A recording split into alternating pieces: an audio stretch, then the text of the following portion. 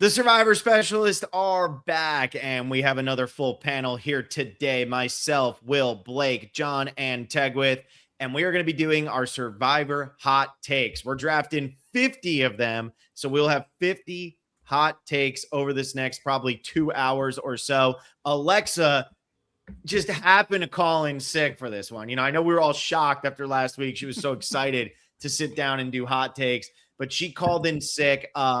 I've been getting hit with hot takes all day. I have hot takes coming in because McKenna had posted a story and said, hey, get us your Survivor hot takes. So I've been able to look at those. None of them are mine, but I am excited to read some of those off later on in this podcast if we don't get to them. I don't want to steal anybody's thunder because I know that hot takes has been the one that I've gotten the most. I've done no preparation for this. I don't know what's going on. This is the chemistry test of 50 podcasts because this is the one that everybody wants to tell me. They're just going to hope for the best as they go through rather than putting in a lot of effort. So welcome everybody.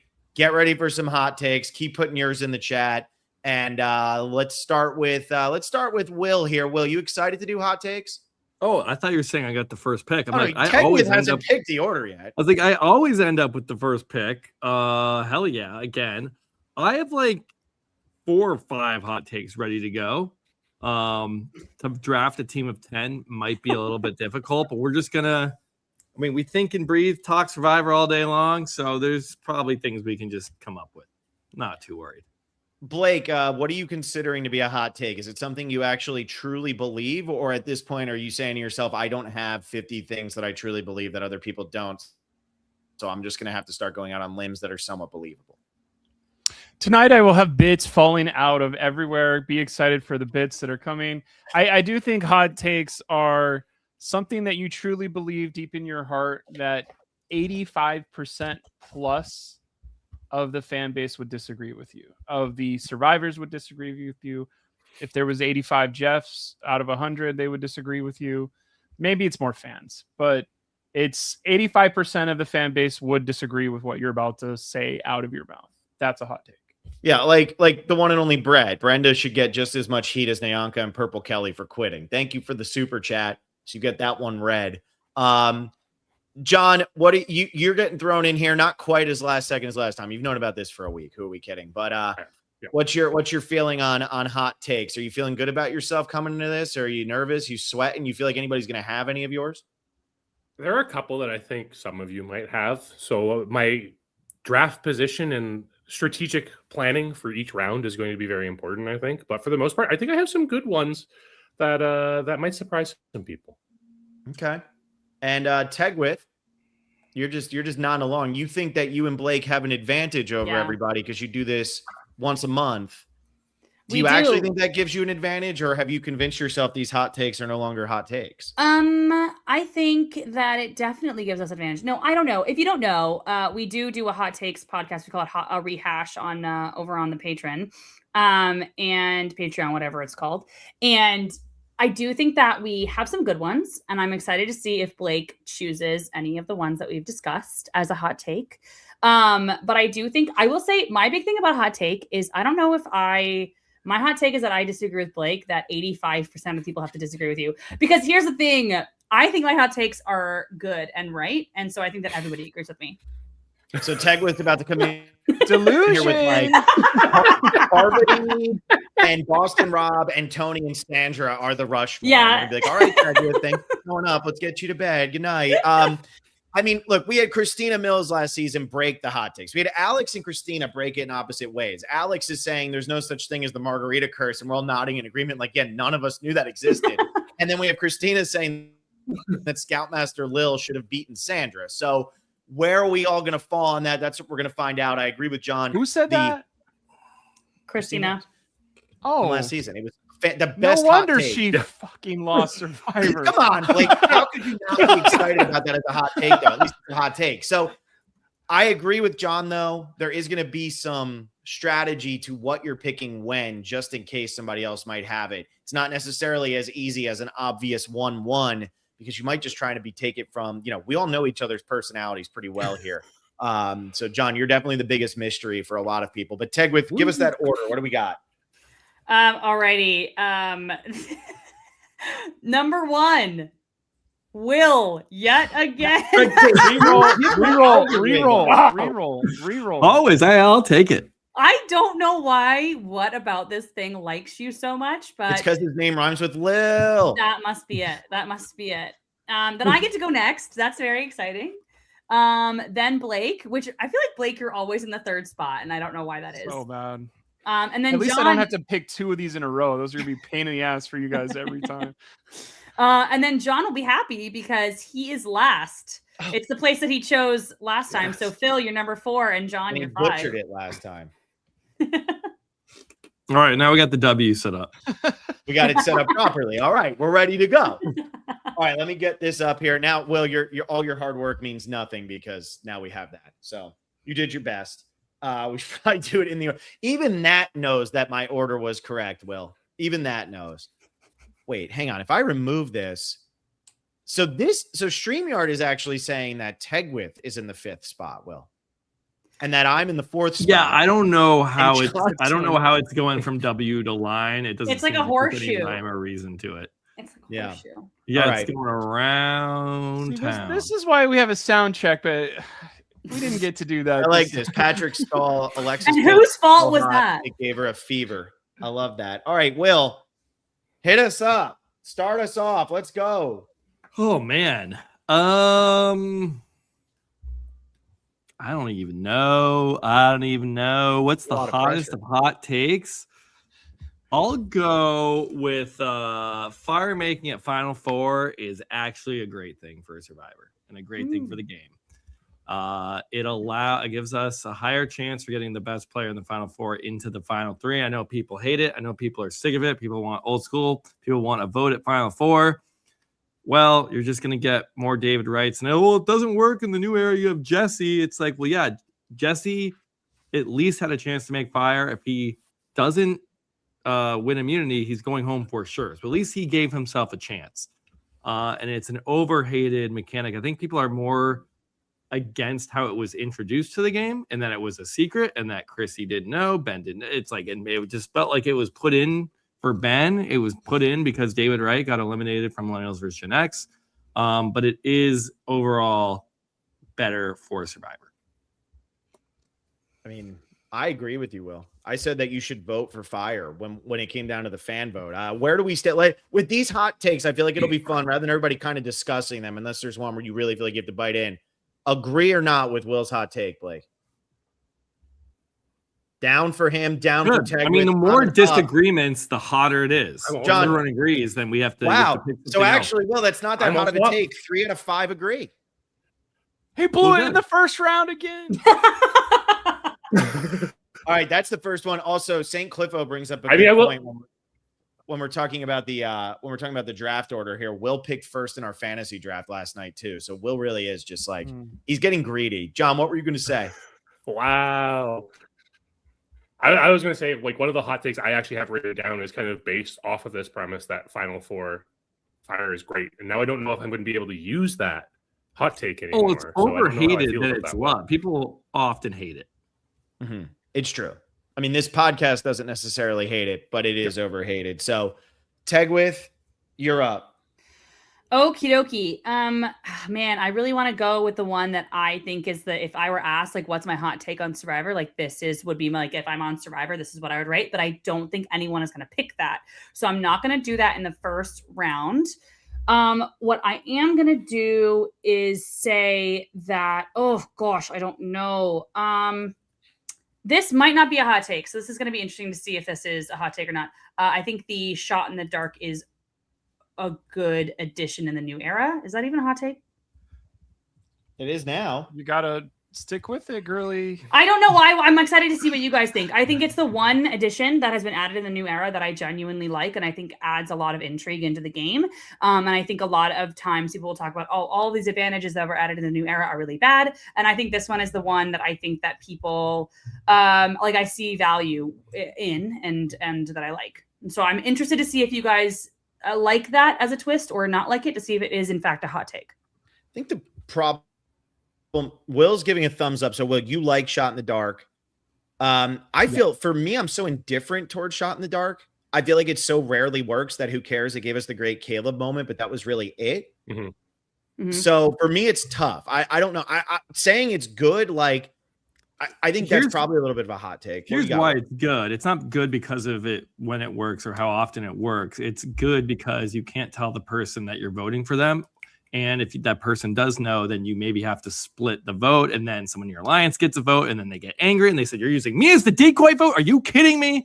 And it adds an extra layer of strategy. And not that it works, but that the effects of it are good. Yeah. I always think about the Jess giving Jess a fake idol. Where I feel like that is something that would never happen that early on in the game. And because of they didn't want the shot in the dark to hit, they did that, which I think adds a little bit of a level of intrigue. I appreciate that. I like that. That's a good point because So you're not Phil, getting. Can I change mine to Final Four? Final Four fire is good for the show. Maybe you have to say forced. Forced fire at Final Four is good for the show. Oh my God. Anything else? Any other caveats you want for this burning hot take? Final Four fire, that Forced you could be Final talking Four about fire. Cook Islands or something, Forced Final Four fire is good for the show as long as the person we like wins, get into Final Three, and then wins. No, the game. Final Four fire is great. It could be like, I really like fire making competition. I got to keep between these Becky and somewhat short. Sundra. I know, but you want to pin it to what you're actually talking about. I mean, Will just sent the text message meme where like it's so long, it's just a huge block that just goes through and it's like bigger than the phone. All right, Will, we're trying to talk about Tegwitz here. Blake is so focused, he's not even listening. Blake thinks it's his time already. Blake, it is your time. Why does it say gross boy Blake? You just noticed that, huh? I think I will go ahead and I'll say Towsley. So Golden Boy? Is this the hot Blake draft? Oh, my bad. My hot take for today, the first one is no matter what, maybe premieres and maybe finales can be 90 minutes long, but every other episode, Survivor episode, should only be 60 minutes long. They are not doing anything with it that requires the 90 minutes. They're not spending the extra ad money on going back to 39 days. They're not spending the extra ad money to go to $2 million. Survivor should only be 60 minutes. I think it's been so refreshing watching the last 2 days, and the episode is already over, and we're not dilly-dallying around. We're not going to go ask 5 other questions from people that aren't going to matter in the edit. We voted you off. You're done. Sorry, you're gone. Blindside, gone. It's brutal. 60 minutes.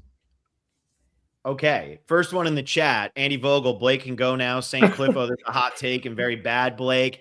I will say, rewatching episodes, it's wonderful when you get a 60-minute episode. I will say that when you're going back to do a rewatch, like when we're doing San Juan del Sur right now for the Patreon, it's wonderful when you're hitting a 60-minute episode. Let's start with Tegwith. Tegwith, where do you stand on 60-minute episodes? Is this good or bad? I like 90-minute episodes. I like the boring. People call it boring. I like the boring stuff. I like them talking to each other and chatting and whatever.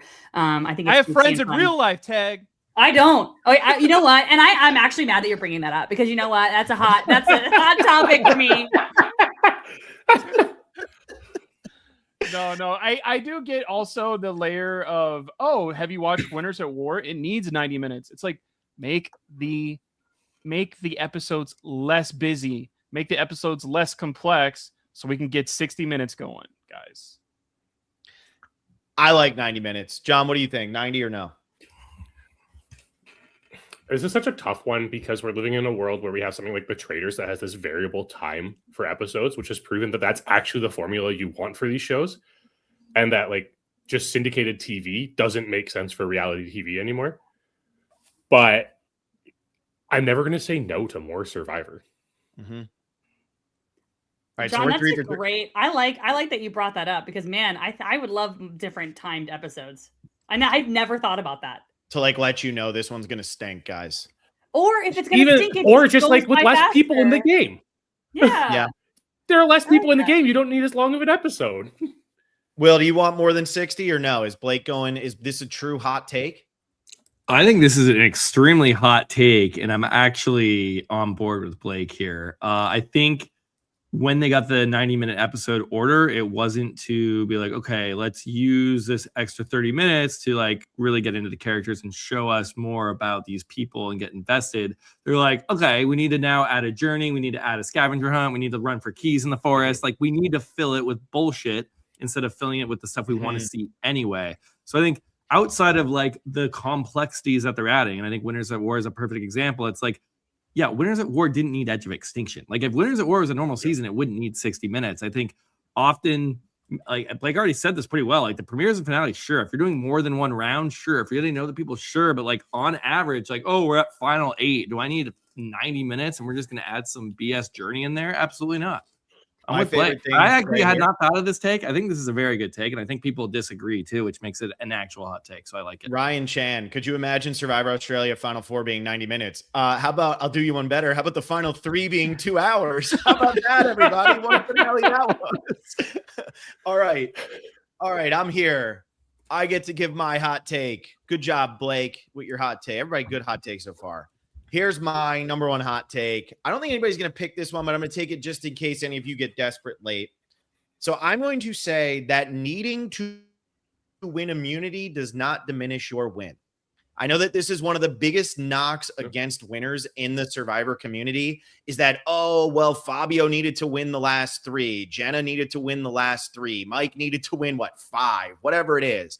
I don't think that winning immunity it diminishes your win because at the end of the day, why is it that, oh, well, that person needed to make that strategic move, otherwise they would have lost, and then they make that move and that's considered valuable, but that person had their back against the wall and needed to win immunity or they would have lost is considered like, no, we're not doing that. It's the HR meme of like, oh, yeah, thank you, that's great, and no, we don't like you. You know, I think that whatever you have to do to win Survivor is what you need to do to win Survivor, and if you can go on an epic run and win a bunch of immunities in a row, good for you. They should have beaten you and they couldn't get it done. So I think that it does not diminish a win if you need to win immunities. Because at the end of the day, the people who are winning this game because they won immunities, they're winning immunity and then they're getting to the end and still getting the votes to win.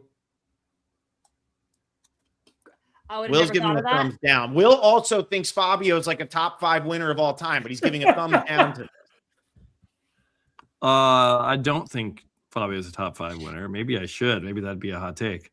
I just disagree in that I think the things we like about Survivor players and successful Survivor players, the ones who win, are more of the strategic and social chops, and we don't really root for players because they're good at challenges. So I'm okay with, if you're going to rank winners and if you're into the game of Survivor, that you would say, okay, that person needed 4 immunities or 3 immunities, where this person needed 0, and they were manipulating votes purely with their social skills. And it's inherently a social game where you want to get votes at the end and out socialize everybody. I'm totally okay with saying a social win is more impressive and that's what you care about more as a Survivor fan. And honestly, that's how I would rank winners. I think the more votes that you can survive, that you don't need immunity or an immunity idol, the better your win is. So I disagree, but I do think it's a hot take because I don't agree with it. I love Andy Vogel. He's just here for me because nobody was a Colby fan in season 2. Just saying. And Stephanie LaGrossa and Ozzy. And Tom Westman. Yeah. When did Colby win Australia? He didn't. That's the point, though. It's like, oh, I think that, yeah. Can't diminish a win if you don't win, brother. I guess, yeah, these are all. Yeah, but Colby didn't win because he's not a good strategist. He didn't bring Keith to final 3. That's why he didn't win. Okay, why did Fabio win?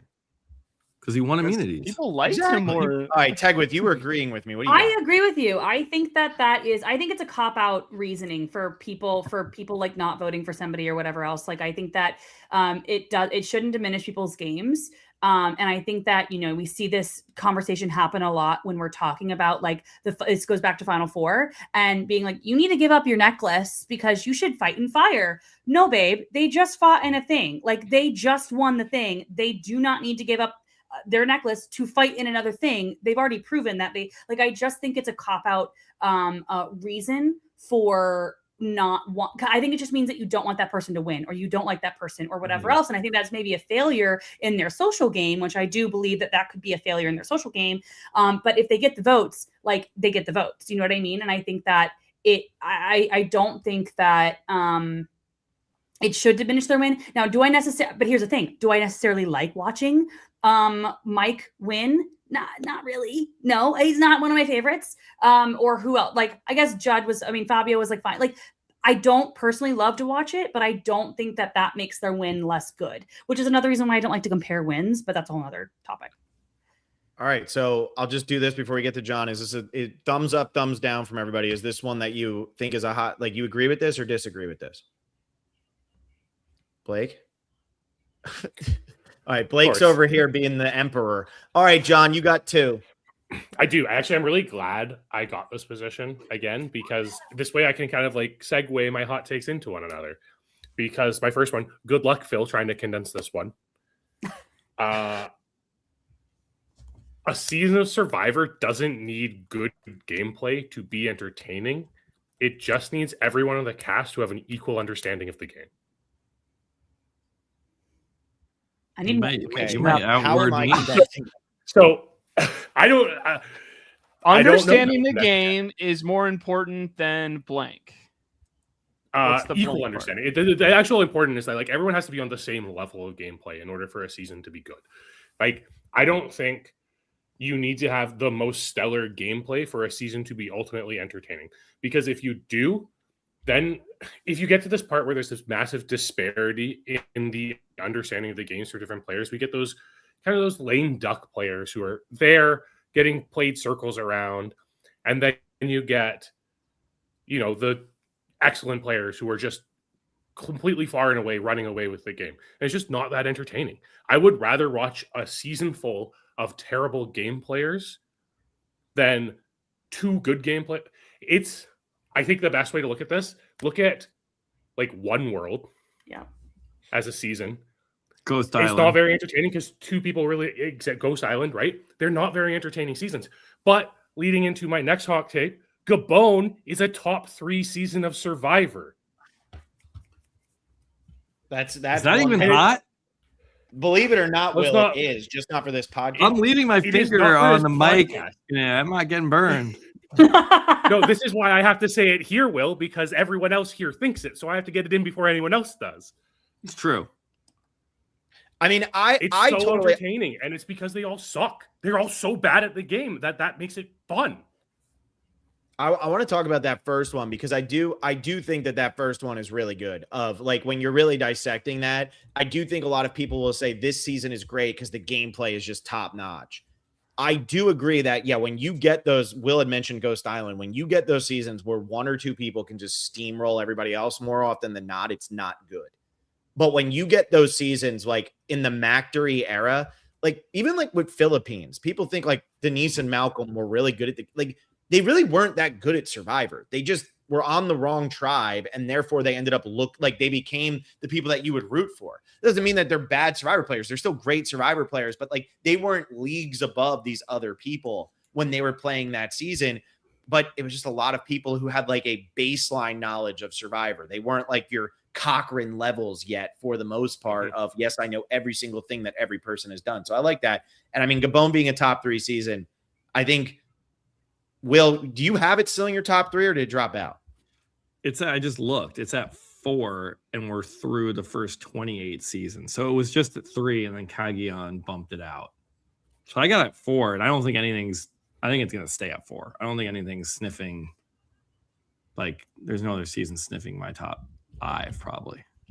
All right, well, let's do this really quick. And Tegwith, why don't you, or Blake, you looked like you want to say something about Gabon. Why don't you jump in on that? Gabon is a great season. I do think it's kind of if you're an online warrior, if you're a podcast realm participant, you're a Gabon lover. But I do think if you try to talk to somebody who's a diehard casual, if you try to talk to somebody at CBS, and if you ask Jeff, he'd be like, why do you guys obsess with that shit? The Tocantins was so much better right after. And it's like, no, Gabon is kind of a season. Like, could you replicate a season? Could you go back and watch a season? I have some seasons I like better, but imagine watching Gabon for the first time again. Or if you have a new boyfriend or girlfriend and you're like, I want to show them a Survivor season so I could see it through somebody's new eyes, let's do Gabon. Like that's a fun time, everybody's first time. So let's look at this on the Wikipedia here for other people who have ranked it, Will, just so you can hear that it is a hot take. Rob has a podcast 23rd out of 30. And then Sesternino ranked it 29th out of 30. It was updated in 2021. What? They ranked it 26th out of 40. Inside Survivor ranked it 20th out of 40. And Nick Caruso of TV Line ranked it 42nd out of 47. 42nd? Wow. Dalton Ross has it 28th out of 40. I don't know where he has it now. Purple Rock Podcast. And these are the people we let interview people? Get out of there. 42nd is actually criminal. I actually am drawing up criminal charges as we speak. Yeah. I'm actually pissed off of that. What? That one's crazy. So yeah, Will, it's a hot take. It doesn't feel hot for this podcast, but it's a hot take. I will say every single year when it comes up, I made a video way back in the day. And when it comes up, I just repost the same video and it does well every single year. And it's the sound of like, what's your favorite Pop-Tart? Obviously the strawberry one, whatever he says. And it's like, oh, obviously it's heroes versus villains. And then I say, basic bitch answer. Exactly. And I go, you know what? You want a real answer? The real answer is Gabon. And it literally pulls in numbers every single time. I posted this 3 times. And every single time it gets over 100,000 views on either TikTok, on both TikTok and Instagram. So you know what? Gabon's amazing, and the people say it. Good. All right, we're moving on. I got to pick up my boy from school here. It's time to get him. I can't let it go too long in case one of you just want to take it from me. Chris Doherty is a top 5 Survivor player in the history of the show. There it is. Getting him in right away. Didn't you already take this with your first pick? You didn't need immunity. That shows you how much Will knows Survivor. Chris didn't get it at final 7. Chris didn't get it at final 6. Will doesn't know anything. Will's the little internet troll behind the blurry egg picture. Didn't you already do this? No, Chris Doherty didn't do that. Chris Doherty is so good. If he had played more than once, maybe he would get more respect on his name. But he only played once. He played on the season right after All-Stars. People don't remember how good he was. He should have been the first person voted out of that game. He was in an era with no idols, no advantages, no craziness. All he had was his social game and his strategic game and his understanding of the game. He should have been the first person voted out. He creates the Fat Five with Chad Crittenden, who has a 6-pack of abs and convinces Chad to go with them. Then he watches all of the men in his alliance be the stupidest humans ever. He gets down to final 7, and he manages, without getting immunity, to get rid of a 6-person female alliance and work his way through. I have him as a top 5 Survivor player in the history of the show. And if Jeff wasn't dating Julie Berry, Chris Doherty would get so much more credit. How are you going to fit all that in there? I like that this comment over here said, who was it? Andy Vogel goes, that Kierhofer makes the challenges. Oops, all balance beams. And I like this oops, all balance beams idea. I think that is an episode of a TV show or something, or a song. I don't know. I love it. I love that. I do like that idea that, yeah, if Chris ever came back, it'd be like, hey, got to be a balance beam. Just got to be a balance beam. At one after another. Love him. So that's my hot take. Is there anybody who thinks Chris Doherty is a top 5 Survivor player of all time? Raise your hand now. I want to say I'm disagreeing with you. I don't think he's bad though. Top 5 is nuts, but I think he's great. This is a hot take, everybody. And it's one that I fully believe. That's the best part of it. Everybody else who's in like the rush, it's like, oh, they built over time. They did all this. Chris Doherty's game is incredible, and he's doing it without advantages. There you go. And he didn't need immunity wins. Final 7, he just doesn't go home. Doesn't even get a vote. All right. You're up, Blake. Good luck, dude. All right, let's hear your... This next one is hard because I had to pick between 2. And it's frustrating because you go back and forth. But I'm going to go O'Kane over Latimer for Hot Jakes. Dude, shoot. My bad. It's hot takes.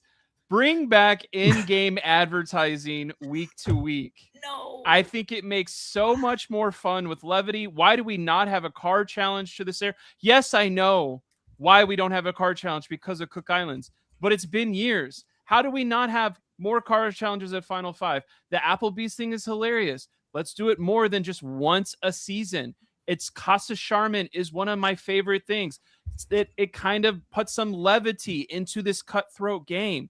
We can talk about how dumb this is. When Sophie is like, I'm watching this dumbass movie.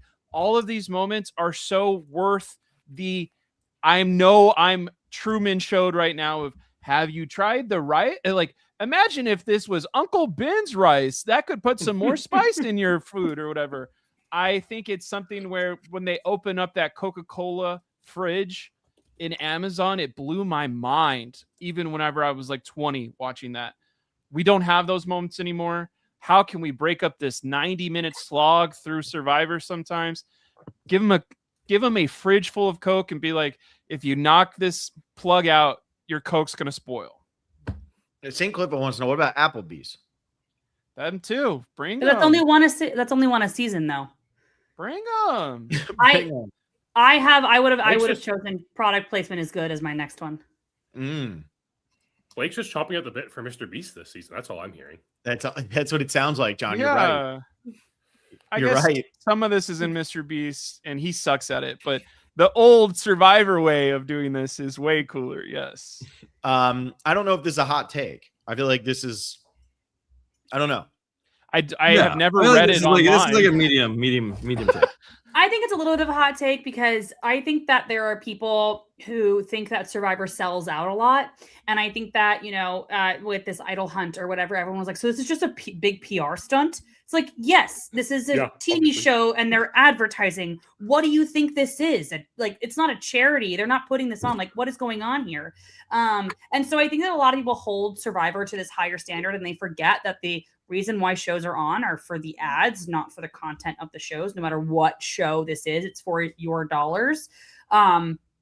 Like Reebok was on the original Buffs, whatever. And so I think that like a lot of people think that, maybe it's like newer fans, I'm not sure, think that like Survivor is bigger and better than taking ad dollars, even though that's what the show is designed for. So I think it is kind of a hot take. I do think that people like maybe forget that what like the joy that it brings, but I think a lot of people are like think that Survivor is better than ads essentially. If you're only listening on the podcast portion of this, St. Cliffo says people hate ads. This take is hot, I think. There's your ad. Boom. All right. You are up, Tag with. Okay, I am gonna go with I don't know I'm gonna do this. US Survivor is better than Australian Survivor. I don't know if I'm even allowed to bring this into this conversation. But You do whatever you like. Great. I'm doing a bit that is failing every time, and I still have 7 more. I love it, Blake. Keep it up, man. Waiting for the Balboa name drop, Blake. All right, come on. Tag with. I actually have this one on my board. I love this take. I think that Australian Survivor is like I think that American Survivor, I don't think it's perfect. Like, I definitely think that US Survivor has a lot of growth. I think that there's a lot of things that need to change. That being said, I think Australian Survivor is just, it's good at the beginning. And then it gets very, like, I hate the last 5 episodes of Australian Survivor because it's the same thing. We see the same people. And I think a lot of people just I don't want to speak for the people, but I think that they just don't like American Survivor and they really like to dislike American Survivor. And so they still want to watch Survivor. And so then they watch Australian Survivor and they think that it's just better because I think that it's cool and hip to hate on American Survivor. It's kind of how I take it. And again, I don't hate Australian Survivor. I watch it. I do enjoy it. I just think that American Survivor is the better TV show. And I feel like it's less manipulated. And I just feel like it's, better. I mean, I had to watch for the first time Australian Survivor in a 2-year span for the patrons. They're really not close. Australian Survivor has some great moments. They manufacture so much drama. Yeah. So And much drama. Ryan this was going to be on the list, but I kind of whittled it down to this. But Ryan thinks that like Australian Survivor is every single season of Australian Survivor is kind of like Redemption Island.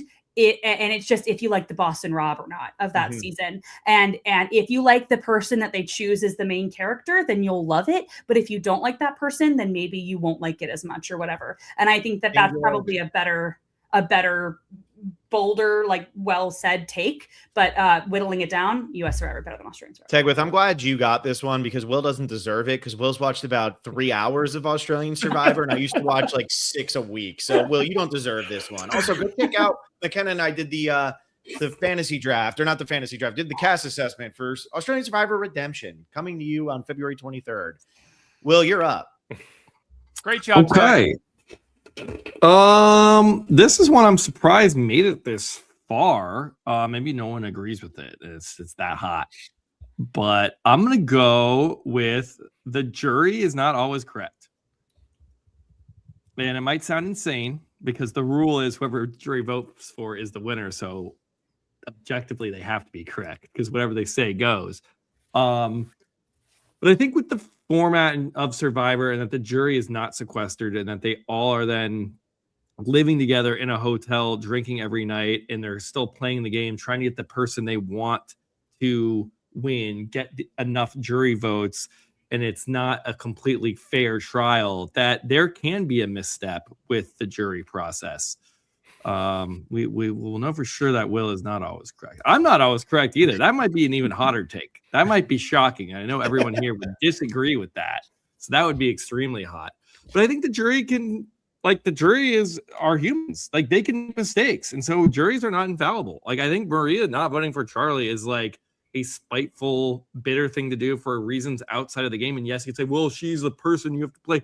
I think a jury can get it wrong sometimes. And it is Survivor. I'm not saying like you don't need to like reverse a win or have any other way of awarding the win. That's fine. But like the jury's not always correct. This was one of the most popular ones we got from. Oh wow, okay. I figured it would be up in the mix somewhere. Yeah, our Instagram responses, there was a lot of stuff about juries and talking about, how juries sometimes like they got it wrong. But then there were other people who said the winner always deserves to win, period. So it's fun. This is like no matter what side of this take you're on. Well, with my next take, Phil, I have my next take here at the back-to-back. Yeah. But that is like one of the most popular ones that we've gotten. I was trying to find somebody to name drop here, but I'm struggling. But that is we get Lindsay. No, that's not one. All right. Anyway, keep going. Okay. I've said this might be one I've repeated over and over and over. And Tegwith, I'm sorry, I think I got the better version of this pick. I'm going with Knowledge is Power is the best thing the new era has added. I think it's much better than Shot in the Dark, but it's similar to Shot in the Dark in that you don't like it because of the actual outcome of someone getting saved by playing Shot in the Dark. You don't need Knowledge is Power to actually take someone's idol. It's fun because it gets people to move their idols around. You don't know where they're going to end up, their idols and advantages. It's led to so many great moments. We've never seen it bet. No one's actually gotten their trinket advantage or idol stolen. So it's never been unfair. And actually the fact that everyone knows about that it's in the game means that it is completely fair. Like you can't tell people about your advantages and idols and expect someone not to steal it. So you have to play a little bit differently. I think it's a great wrinkle and it's only led to great TV. You convinced, you came on, Alexa and I were covering the show and we were talking about it and Will came on and he pretty much convinced us that Knowledge is Power is actually good. It's a go fish mechanic and people don't like how it's worded. It says you're not allowed to lie. It's not a lying mechanism. It's trying to see where did this land? Do you have it? Do you not? And you have to move it around. I think it's awesome. Where do we stand on Knowledge is Power? Thumbs up, thumbs down. Wow, so do we all like Will's take? I disagree with his take. I like Knowledge is Power. I think the Shot in the Dark is better in the new era, but I like Knowledge is Power. I've just listened to Will champion Knowledge is Power for so long now that I agree with him. Mm-hmm. There we go. Sorry, Will, you just have too much influence now in the Survivor community. Yeah, if you get all thumbs up, you get to do the gross boy dance. There we go. All right, you are up with. Wait, we didn't actually get the jury is not always correct. Was that a thumbs up or a thumbs down for everybody? Do you think the best player always wins or the right person always wins? I'll save my opinion for. Wait, are you saying that you think the jury is always correct or the jury is not always correct? Okay, I agree with you as well. I think the problem with this hot take in general is that the jury is correct based on the information they're presented, and they're not watching the edited show that we are to make that we come to the same conclusions of who should happen or who the producers want us to think should win the season, right? The I jury didn't know is how much of making a correct decision. mastermind Sage was. Well, and that's the thing is like we see these. Blake's a We good see cherry all. picker. We see a lot of post-game press of people looking back and being like, "Oh, if I knew you were doing all these moves, then I would have voted for you." So, I mean, I feel that falls more on the contestant in Final Tribal Council not articulating their moves and not making their moves presented well enough to the jury. But the jury's making a decision based on the knowledge that they have and the knowledge they gain from other jurors most of the time, and not those sitting at Final Tribal Council. And that's fair. That is fair. But so you're in disagreement. So I'm in disagreement. there we go. Maybe the All problem is actually that it's just called a jury and we associate it so much with how juries work in the legal system. Maybe the problem is actually the naming of it being a jury. And John, well, now we'll have to call it something else for season 51. That'll be the Conclave. first question Jeff asked. You guys okay with me saying jury? And it's going to be nope. All right, Tagwith, you're back. All right. And with my next pick, I am saying every winner deserves the win. Point blank, period. I was saving my thumbs down for my choice. I vehemently disagree with Will. Do I think it's perfect? No, Survivor's not perfect. But I think that there is information, like John said, that we get that the other players are not privy to. I think Carolyn is a great example, where I think that Carolyn played an amazing game. But a part of the game is convincing your peers that you voted out that you deserve $1 million. That is the part of the game. If there is a right and wrong answer, then they would leave it up to America. They would just have challenges all the way to the end. But this is a hurdle that a winner has to go over. And I think that the jury, the Final Tribal Council, you have to perform well at the Final Tribal Council. I think Todd Herzog is a great example of somebody who plays to the jury. And I think that the jury are, you play your game, you are the star of your own story. And so if you get voted out, you want to be important to anybody. I don't care who you are. You want to be important to the winner's arc, the winner's story. And so I think that is a huge aspect of this game. And I think that it every single person, I think that Chris Underwood deserves the win. I think a bitter jury exists in the sense that people vote emotionally because people are emotional. But I think that if there's a bitter jury against you, you did something wrong in your game, because the social part of the game is a part of the game. It's not something that is just like, oh, well, whoops. It is literally the first twist of the game. We did this in the twist draft, where I literally said that the jury is the first twist that I always think of, because it's the most important. And so I that's why I didn't say anything, because I was like, my next pick is going to be the exact opposite. I like the idea of any of these like hot takes that hasn't been a hot take. We just take the opposite side in late rounds. I think that's good. Like Force Final Four Fire is bad for the show. Boo. This was from JD Robinson. Who's earlier. the opposite of Chris Doherty being a top 5 winner? Bottom What's the five. opposite? Bottom five. All right. JD Robinson had sent this earlier. Amber is an insanely underrated winner, and her game in All Stars is better than Rob's. That's one of his hot takes. So there you go. That fits in with you. You know what, JD? I've been rewatching All Stars for the last week and a half. I kind of agree. Amber's game is actually really good that season. There's a reason it is ASS. That season is. So you're up, Blake.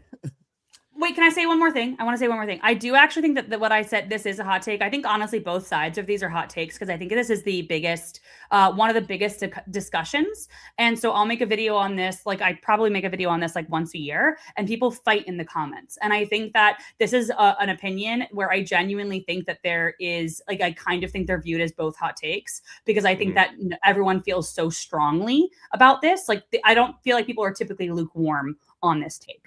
And so, which is why I felt like I was fine choosing the exact opposite of somebody just, choosing the opposite thing that I did. I think it makes sense. I agree. I like it. I'm not fighting you, arguing yet. We're not having it yet. We're not having it down. All right, Blake, you're up. I'm going to take the C crate from 49. Oh, wait. This isn't hot snakes. What It's about hot Balboa? takes.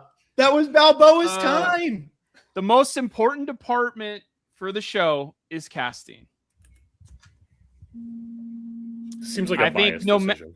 I think no matter what, whenever you're talking about the show, you don't go, wow, that tribe swap was my favorite thing about that season. You go, those people were my favorite.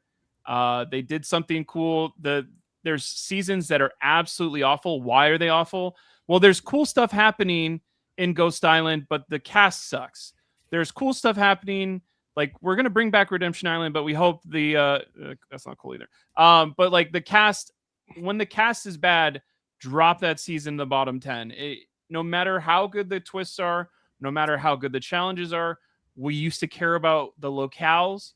Imagine if we wasted China on Redemption Island's cast. Both of those seasons would be trash because blah, blah, blah. I'm just saying casting is the most important. I think working in it is obviously, I'm super biased about it, but whenever there's something wrong, it's usually the cast did not execute as much as we thought, or they were just bad. Yeah, I think almost every season that's bad has a bad cast. Mhm. But does that make this a hot take? I'm going to go to Will, who's been silent and scratching his neck. I think this is a correct take, but maybe not the hottest take. Okay. Great. Okay. You know? I do agree with this take, though, Blake. I mean, I think we're all going to give you a thumbs up and say we agree with this one. So, Blake, you might want to screenshot this to send it to your mom of 4 people giving you a thumbs up. Yeah. John, I think give there's me one thumbs other- up. Let me Oh, sorry. screenshot at the right time, everybody. Okay. Thank you. All right. I'm up. No, they're not all winners, okay? I am up. All right. I am going to go with the best finale in the history of the show. I said it when it happened. We were podcasting it. Said it at the time. I thought it was amazing. I rewatched it. It still hits on every level. All 5 players had a chance to win. It has one of the greatest final 5 votes in the history of the game, with fake super idols and an idol, and then somebody throwing a stray vote to ensure they're not the person to go. It has the introduction of Will's one Hustlers? Heroes? Healers, Hustlers is the best finale in the history of the show. From start to finish, there is not a bad moment in it. You watch that final 3, you don't know who's going to win. Chrissy versus Ben versus Ryan, they all get votes. It's great. Devin feels like he could win. It is exciting. It is fun. It is essentially, it's like the summer blockbuster where, you know, you're not necessarily going to get everything you want. The majority of the audience did when they got Ben, not the online community, but it's going to have all the action in a 2-hour span. It is the best finale in the history of the show. We went to that finale and it was awesome. Insane. Were you there, Phil? No, Oh, we didn't go together. Oh, no, my first one was David. Did I go David versus Goliath? No, I went. My first one was 38. It makes sense. You went 35. You worked on the season. But yeah, that's the best finale. I love this finale. I think it's the best all time. wow. That's hot and it's good. I like it. I'm thumbs up for me. If I'm being honest, I don't remember pissed this that one. night. So no, this isn't. Tegwith doesn't remember it. Wow, she's burned it from her mind. Yeah, sorry. That's on me. I really think the legacy of the Final Four fire making has made people look at this finale negatively. Phil, when you told me this the other day that you were going to save this as one of your hot takes and I wasn't allowed to take it, I sat there stunned because I was like, man, I think he's right. This might actually be the best finale in the entire show. And because it does have everything you're looking for. What do we... Uh-oh, John froze. Who's going What to win? do we? There is What? no way you knew who was John, you froze. No. Yeah, we don't know who, but that's okay. We got the gist. It's okay. You're good. And now John's going to get back-to-back picks. So go ahead, John. Okay. Well, I know this is a hot take because I've been reading this chat. Chris Underwood plays a perfect game. Perfect? Perfect. It's not his fault that his season is fundamentally broken in standards of Survivor. He plays the perfect game to win the Edge of Extinction. I mean, he does every single day. He wins his way back in. He does everything that the people on the Edge of Extinction told him to do. It's not his fault that the game is literally set up for him to win. Like, and I think Survivor even highlights the fact in the season that Chris is playing the perfect game by having that confessional in like episode 4 or 5 where Chris is talking about he thought he was coming in to play the perfect game and was so disappointed after getting voted out. Like, Survivor's literally telling us Chris Underwood played the perfect game. He gets so much hate for playing the season that he's on. That's all you can do as a Survivor player is play the season that you're given.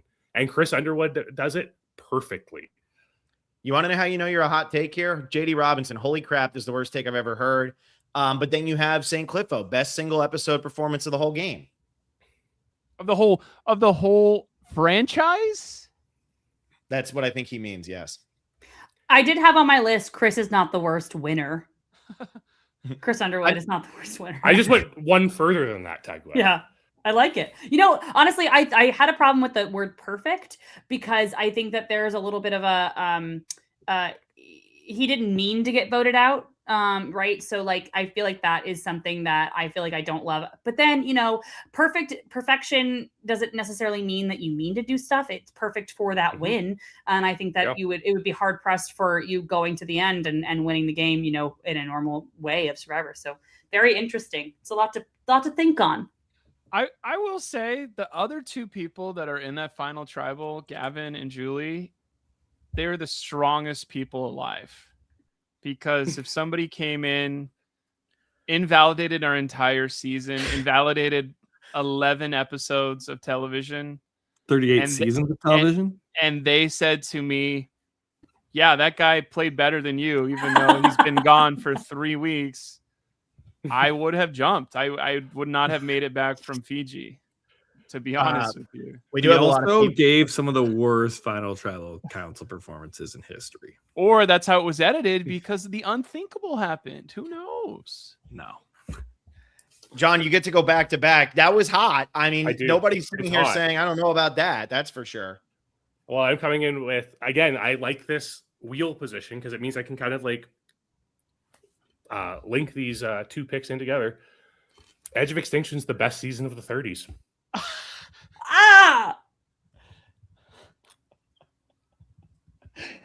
I mean, we sit in stunned silence. How is it better? How is it better than David versus Goliath? How is it better than Lions versus Gen X? Those are the comparably, they all three of those seasons have fantastic casts.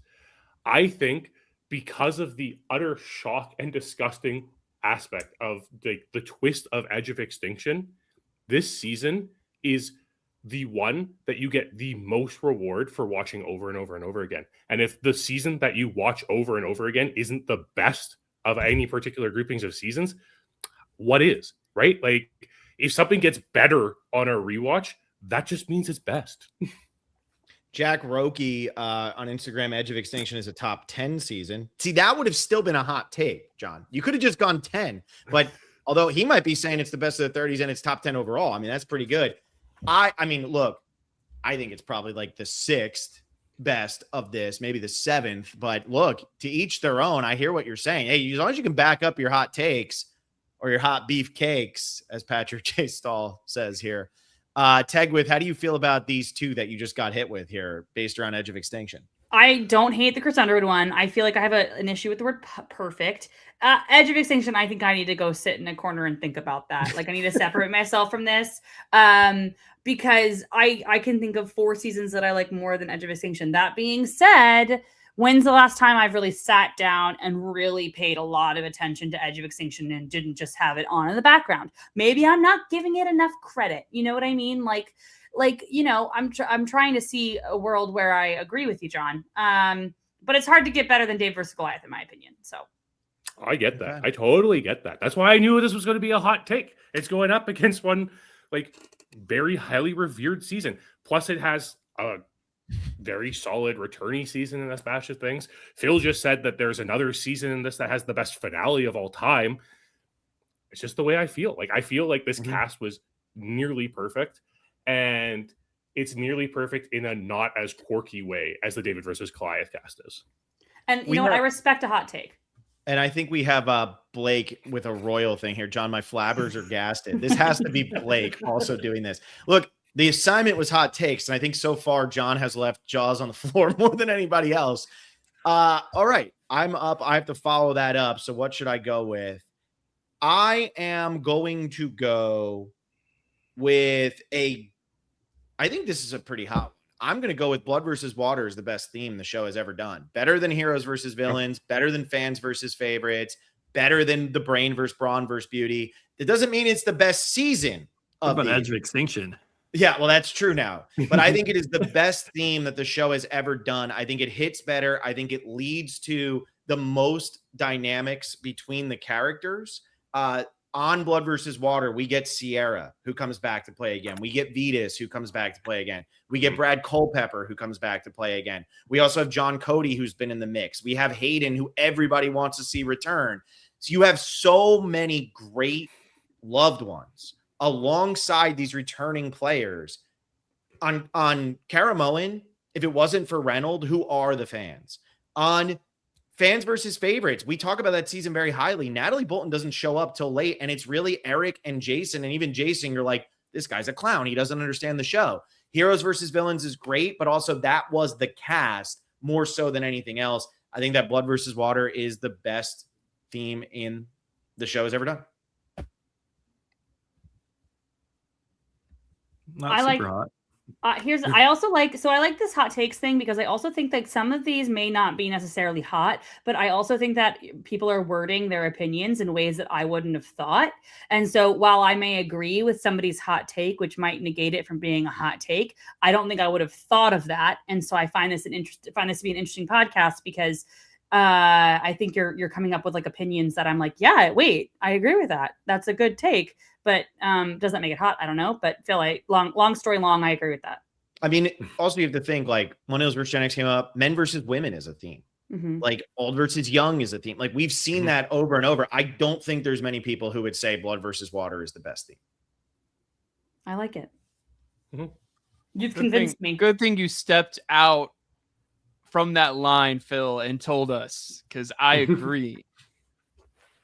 Were you going to take this, Blake, or were you just going to keep saying factual information about Survivor? Bring back in-game advertising as factual. All right, Blake, you're up. All right, King. I think it's pretty obvious. There's only one decision for this one. It's Burton. Hot Oh drinks. wait, this is not hot Drakes. This is hot King.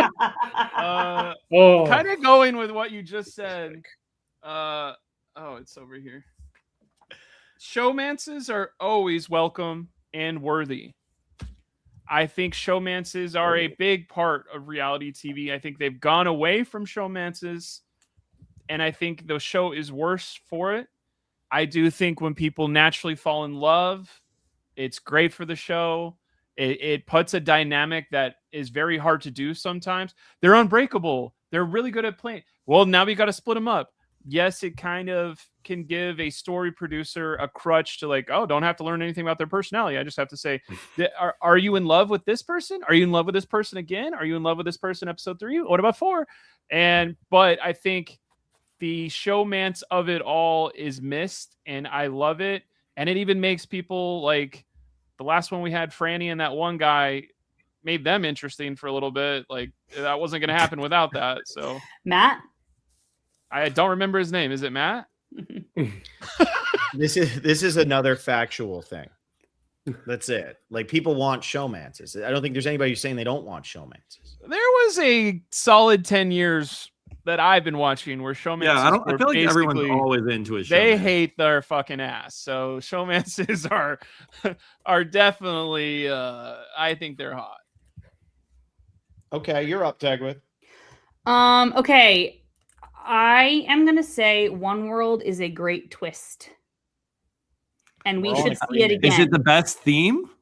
No, I don't think it's the best theme, but it is something that we should definitely see again. And I think that we won't because obviously the cast, but I think it is one of the more interesting twists that we got in the game because, you know, you're playing separately, but together. And I think that adds really interesting dynamics into the game. And I think that adds a world where you're getting too close to the other tribe, so we got to get you out. But will that alienate people on the other tribe? I think that there's so much to use here with One World, and I really would like to see this twist again. What I if don't they did think blood that's versus that water hot, at least on in One these parts. World? Blake, That's were what you we all listening want. were you listening to us on Celebrating Survivor last week where Phil mentioned that exact thing? I Because feel Once like Upon an we've Island, talked yep. about this a couple of times. So In this these might parts, not be a hot take. this is like a Gabon being a good season take Yeah, in these this parts. is- But I still think it's a good. We have to it's remember that fun. we're not the only 5 opinions in the community. So this is a hot take, but Yes. we all agree with it. right. Yeah. Which is why I didn't wait for until later, because I did think that Phil might. It would have take gotten it. taken. Yeah. Yeah. Because again, like I genuinely think that I don't think we'll ever see it again, but it is something that I would like to see again. Because I think I also say I feel like maybe we don't want more Big Brother fans watching Survivor, but I feel like it is a little bit more Big Brother-esque, which I think is also kind of interesting. All right, Will, you got back-to-backs. Great job, Tag. I'm gonna go Why with. don't you say it for anybody else, Blake? What's up? I'm his favorite. We're Go in ahead. an alliance. Yeah. Shh, don't tell anybody. Oh, 26 days has very little influence on the actual episodes. I think it has a lot of influence for the players.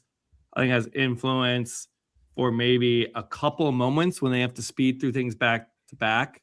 But in terms of overall season quality or strategy or anything like that, like I just don't think it comes through. Like it's not that bad and it doesn't influence that much. All right, let's talk about season 48 real quick, where they had nothing to do for 3 straight episodes, and then there was nothing interesting. Well, you're sure about that? Sure. Where's Tim Robinson right now? Yeah, so that would be literally okay. Sure. A lot of factors there, Phil. I think one of them is 90 minutes. I think the combo of 90 minutes and 26 days is insane when we did 39 in an hour. Like we went the opposite directions on this. Also, that was a really bad season where nothing like if it was you want to see more of Survivor 48, like you need more days with those people.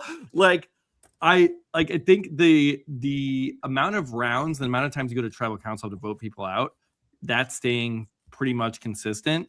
There is some influence in terms of like, okay, we're going to split into, we're going to do double boots maybe once a season, which we didn't always have to do. But for the most part, outside of a few format changes where we're speeding through things, for the most part, on an episode basis, 26 days is not changing the viewing experience all that much. You're getting hated on in the chat. Good. That means which it's hot. that this is a good take. Yeah, I mean, this might be do your I first want one. 39 days back? Absolutely. I just don't think it would. I don't think it would translate to your screen that much. You wouldn't. You really would be like, wait, we're back to 39. This is so much better. You would just be saying that because you want old school Survivor back, and you wouldn't actually believe it. Yeah. All right. I think that's a good start. What's your second one? Second one, Yul Kwan isn't that great. That's so Let's so go. miserably stated. Let's go. I mean, I don't want to say he's like a bad player, but like he's not all that. I don't know how you want to phrase it. Like he's Just like you said it. not a top 30 winner. I don't know how to objectify it, but like the dude had like the overpowered idol, and it's the only reason he flips banner and the only reason he wins. That's it. I don't think it's the only reason he wins, but I knew that this Basically take was it. coming from you at some point. You've been negative on Yul for a while here. Blake, how do you feel about this? Yul Kwan isn't that great. That's the quote. I'm gonna put that in quotes so people know. Oh, isn't all that. I like isn't all that. I think one thing that we have said, and by we I mean definitely me, of like, can somebody get out of a bad situation? And we've seen some winners come back and get out of a bad situation. And I don't think Yul did. I think Yul went home, and I don't think he worked his way out. I don't think he had a scrappy dog attitude. So yeah, I kind of agree. You're covered by the idol you find very early on. You don't have to really Literally go- can't get voted out. Yeah. Like, So- I mean, Wait, what are you hold talking on. about here? Hold on. This is the quote though. Praveen Shadawan, not top 30. That's the crazy part there. That's that's insane. Literally found something that prevented him from getting voted out. I got to go back and listen to our Every Season Matters about this because I got to see if you stuck with this. All All right. I look. I think that's a hot take. That's back-to-back hot ones. I think those are hotter than your second and third picks. So there we go. Tegwith, you're up. Okie dokie. This is the thing that I would say is my hot take if asked, and I only get one choice. Ciara did not vote out her mom. She voted for her mom. Okay, this is I'm being very nitpicky here, but I think this is a very important because it's driving the narrative that if you hear that out of context, oh, Ciara's like, guys, we gotta go for my mom. I think that she's running this game, blah, blah, blah. No, she couldn't turn the tide. And she said, okay, I'm going to put my mom's name down because there's nothing I can do. She did it through tears. Like she was upset about it. It's not that big of a deal. It didn't change anything about that. Maybe it's more of like a pet peeve than a hot take, but it is just the biggest, it bugs me. And she didn't vote out her mom. She voted for her mom. And I think that's a very important distinction because I think if we run away with this, twisting the everything, we're just led down a road where what matters, what matters of everything. So I think it's important that this is something we talk about, and she did not vote out her mom. She voted for her mom. Thank you so much. What did you do here, Blake? A hot peeve, if you will. Maybe it's more of a pet peeve than a hot take. I just went ahead and put it together. It's definitely a hot peeve. I get what you're saying of it wasn't a 4-3 vote. It wasn't a deciding thing. There's absolutely no agency from Ciara. She's just doing something that I find kind of like, I don't even like it when you do it with like people you've never met before. Doing it to your mom kind of sucks. Of like, how come you can't just go, hey, it's my mom, I'm not going to vote her out. Like I'm going to talk to her for the next 50 years of living. I don't want to have this be brought up at every Thanksgiving for the rest of my life. Like, please don't hold it against me next week. And also, can I just say, how great would it have been if we actually, because we love Blood versus Water. We get like all that stuff. How great would it be somebody be like, you know what? This is going to be a game-winning move for me. Let's vote out my mom. And we didn't get that. And I think the narrative of saying she voted out her mom is really kind of like, set us all up for being like, oh my God, she's going to make this great move. It's going to be so crazy. And it's just like, I hate to do this, but I just have to. It just, I guess it's a hot peeve. I have a question for you, Tegwith. Yes. Did you watch either Cambodia or Game Changers before you first watched Blood versus Water?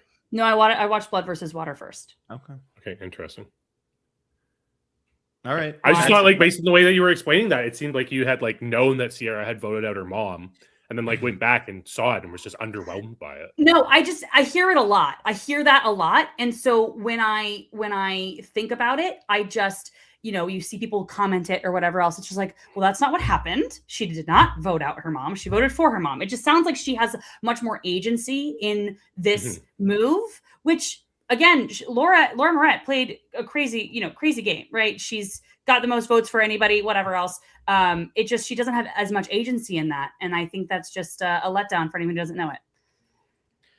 Blake, you're up. I'm going to go ahead and take, this is something that happened like, it feels like it was almost right before I was born. I'm going to say the 1989 Loma Prieta with the magnitude of 6.9. Oh, wait, this isn't hot quakes. It's hot takes. He didn't even pick the earthquake that was on the show. Nothing on Survivor is broken. Production is lazy.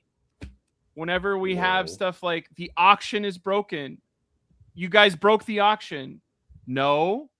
Sit down in a room and brainstorm, Jeff, with all of your challenge people. How do we not have the auction be broken anymore? You go, we're not doing twists. Don't worry. Like everything that you're putting roadblocks for of why we don't have, we don't have, what are they called? Family visits anymore. That's not that broken, but it's like production is lazy. That's the thing that is hindering the show. Not they broke the challenge. Like figure out how to have those challenges that were so good. The Palau final 3 went forever. No, figure out, we're going to get this challenge over in 5 hours. We're going to put limitations. Let's go. I want a challenge like that. Hands on a hard idol again. Let's figure out how to have it. Let's brainstorm, Jeff. Stuff isn't broken. Y'all are lazy. Once again, maybe a hot peeve. Maybe a hot peeve here. I like this new delineate distinction of hot peeves. I like that hot takes turned into like, what do you hate the most about what's happening on the show right now? Yeah, because the whole internet is like continually saying like production's awesome and not lazy, and they work super hard. I I'm actually glad I have a forum where I can share my reality. You know, I think just this was- think there's a lot of like let's get down to brass tacks and try our best instead of we couldn't have the auction for 10 years. I think it goes back deeper than that too. I was thinking about this. when Trust me, was, I like, love the brainstorming. auction, guys. Trust me. When I was brainstorming ideas for this list, I thought about Russell finding idols without a clue, and how we still had idols found after that with clues. And it actually got to the point where it's like we're only in this era where people are finding idols without clues now because production's lazy and not handing them. I completely agree with you, Blake. Yeah, they're putting them so that Lauren O'Connell, I'll never forget it. She thought it was a sock. I mean, that's the best of all time. Like, what are we doing? All right, I'm up. I can't wait for Blake's next rant. This is my favorite part. All right, I'm going off of Will. Off of his Yul Kwan isn't that great. And I'm going to say the super idol isn't bad. Players just didn't strategize against it. And I truly believe this. And I understand that it gives you essentially a free pass. You can't be voted out. Every time that the super idol was in the game, people just said, okay, well, we're not going to vote for that person.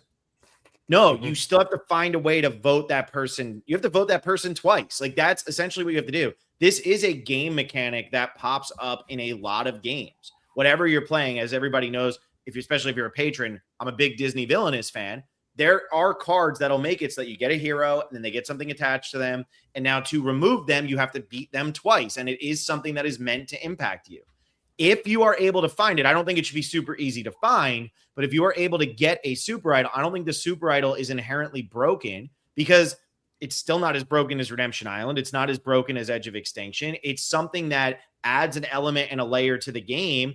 And if this person is that big of a threat, if you're Terry, who wins all the immunities, so that hurts. But if you're Yul, if you're Tony, vote for that person who has the idol so that you should be able to get them twice and make sure you're not the person who's going to go home when they play the idol, the super idol correctly. So I don't think the super idol is a bad thing. I just think that people need to strategize against it. Okay. I think we saw this completely proven in 49, didn't we, Phil? With Rizzo and his idol. It's the same thing. It's the exact same situation. People just aren't willing to vote for the same person twice to get them out of the game. Yeah. And I think it's like you have to know that the person has it and just do it. It's If it's they James voted for Barber him said, once, he'd be toast. the super idol is just as easy to flush as a regular idol. People just don't flush it. Why is it fine to have a regular idol? Yeah, there's the strategy of, I have to play it. But if you know you're going to go home, you're going to play it anyway. People have to strategize against it. So that's my It's definitely not as easy to flush. That is not at all true. I think it's easier to flush because then they You have can't misplay a super idol. Yeah. How many idols go out of the game? Yeah, that's by I do misplay? agree with Phil on that. Yeah. Like, So that's what did you absurd. write in your box, Phil? Super idol is good. Yeah, it's good to have. No, I like the super idol. I don't need to put a million caveats on mine because I'm just confident in my takes. There you go. Damn. I'm just shocked by the Tag, chat. you Super got to idol is fight just him as the next flush. time you see him in And Miami. then Daryl Seaman says exactly, Jim. What are you talking about? You're How up, many times John. do You got two. misplay? You can get people to play their idol incorrectly. You can't do that with a super idol. But you can force them to play it. That's the difference. Like Rizzo was never able to be forced to play his idol, but you could easily make Tony play his idol. Just vote for him. Well, I'm not even. Tony got that at like, and they didn't even know the rules, and he made up an extra. Okay, we're rule. halfway Tony, done, like, and we have an galaxy hour and a brained half everybody. left. I'm talking about Yule. I know you are. All right. We got Okay. John with back-to-back picks. I think the super idol is fine. Hey, we've talked about a bit of blood versus water stuff here, so it's time for me to get my blood versus water hot take in here. Mike White made San Juan del Sur worse by convincing Jeff not to have Redemption Island on it. Oh. I Jeremy think could have been a two-time winner. Jeremy could have been a two-time winner. Blood versus water, as Phil said, is probably the best thing that they've ever done in Survivor, but it has to work in conjunction with Redemption Island because that's when we get all the drama. Think of all those wonderful arena moments we get during Blood versus Water.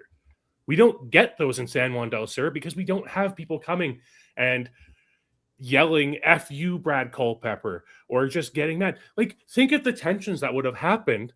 Like, what would Natalie have done if she goes into an arena and sees Nadia's voted out?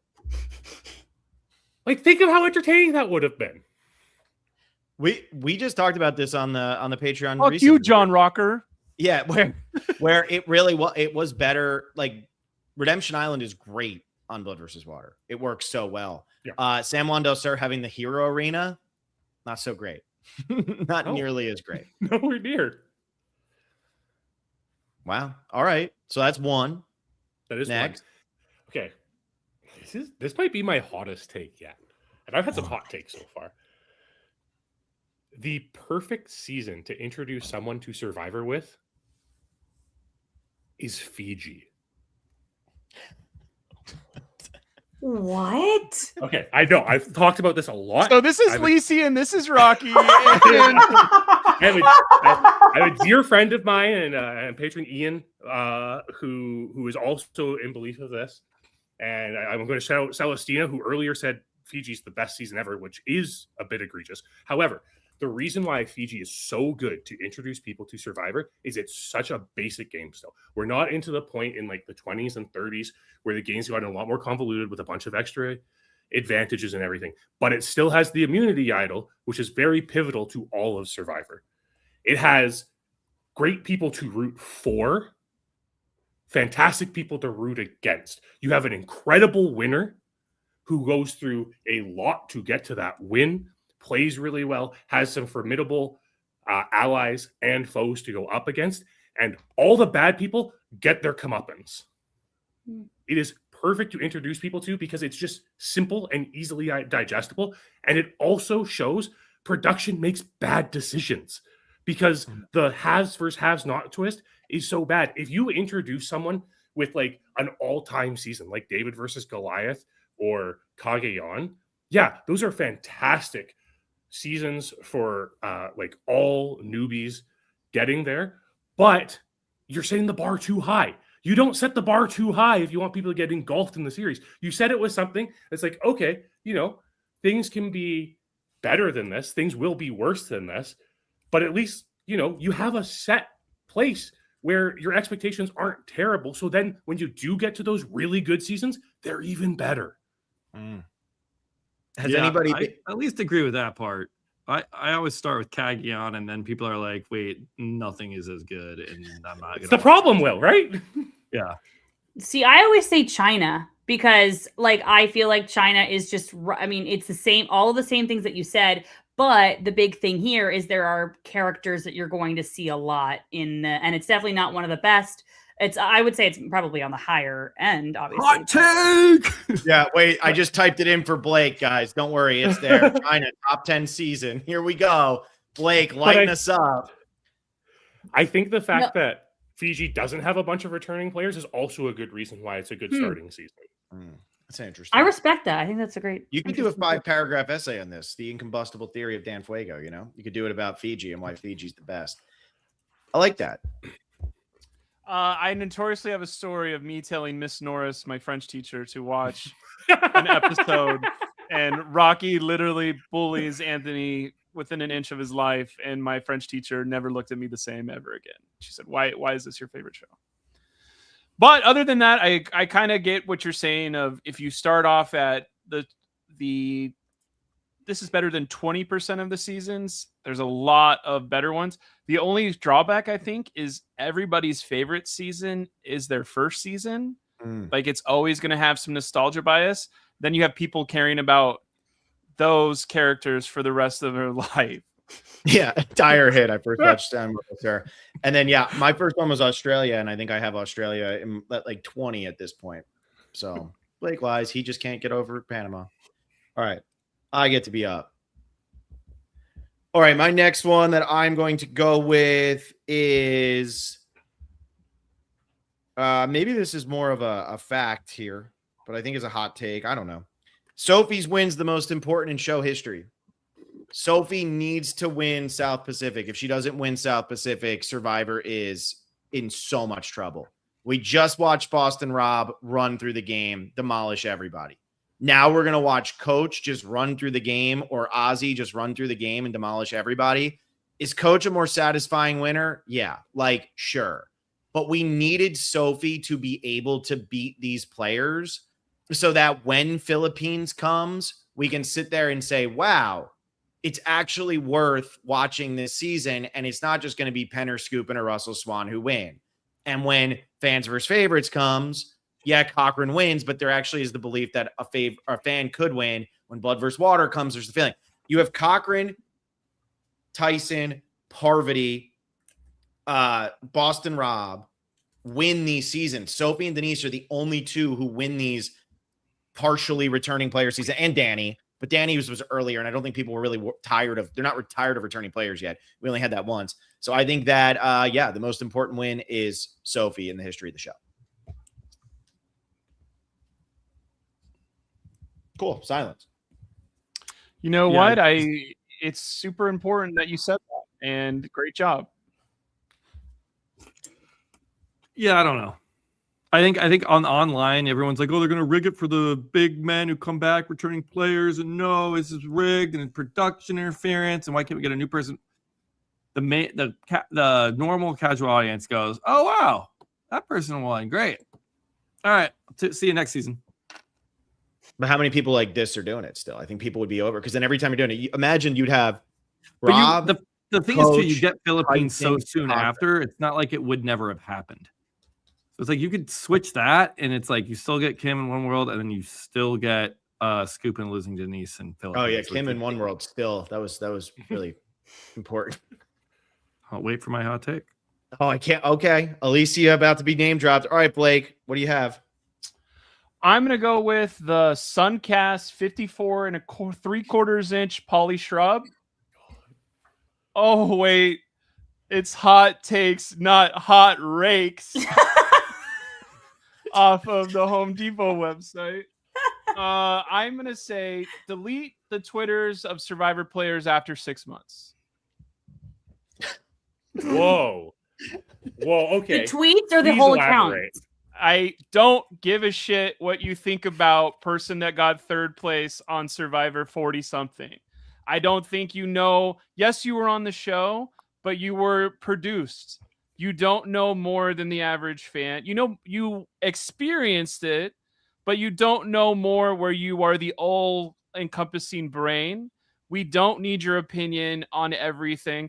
I don't care about social justice. Like, I'm saying you can do it for social justice. Maybe you have a different Twitter, but I don't care about your Survivor takes after you've been on the show where you're more important. I know this is very hypocritical because I haven't been on the show and I'm putting value behind mine, but I worked on TV shows. This is something I do feel strongly about when somebody, like, maybe I shouldn't say anybody's name, but I just kind of did because it's a homonym. It's something where we don't give a shit about your opinion on the season that you weren't on. I don't think, oh, I would have done it this way. Cool. You lost your own season. You're not going to win the season after.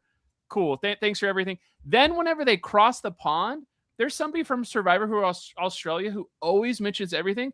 It takes everything in my being to go, you live in Australia. You have no idea how our culture works over here. Shut the fuck up. Like, you're the worst, bud. All right, Delete the Twitters after 6 months. I'm tired of it. I don't want to see it. You can have as much as you want on Instagram. Go post pictures with all your friends. Oh my God, Survivor 46 cast got together and wore onesies. Go for it. No Twitter. 45. Anyway, I will say, by the way, players, if you're listening this far in, I've been reaching out to some people to get you as guests for season 50. So I look forward to having you on for Digging Deeper and hearing your opinions, and for Predictions Power Rankings. Blake will be on those Digging Deeper episodes as well. So that'll be good. Blake can tell you to your face that he actually doesn't give a shit what you're saying, but please come on your podcast. That'll be great. Tegwith, get us off the topic. You want a hot take or not, bro? I don't even, that's like Blake pinions. That's it. It's That's just fine. like, That's what it's supposed to be. Oh, Chris Doherty should. that's it. No, Everybody in the community That's thinks a Phil everybody opinion. thinks this. I'm dead. Oh my gosh. Okay, here is what I don't know how do I word this. Do you actually want me to go, or do you want to talk more about Blake's thing? No, you go, please Tag. do. Go. No, Blake gets less than 30 seconds per pick now. We didn't do thumbs up, thumbs down. Oh my gosh. Yeah, here okay. we go. Dire hit, not a hot take, just kind of narcissistic. Oh my god. And now he's so mad. All right, come on, Tech, hurry up. Okay, so I think that Sandra winning Heroes versus Villains is a more impressive second win than Tony winning Heroes or winning Winners at War. This is why I say that. I honestly, like I said earlier, I don't love comparing people's games. I think that it's very, very, very difficult to compare winners' games because they both deserve to win. Yeah, they both deserve to win. I definitely agree with that. But I think that comparing people's wins is difficult because I genuinely believe it's like comparing apples to oranges. I think they have much different circumstances, different their tribes, whatever. There's a lot going on. But the reason why I think this is because no matter who won Winners at War, a winner was going to win. So we were either going to get a first, third time winner or a second time winner.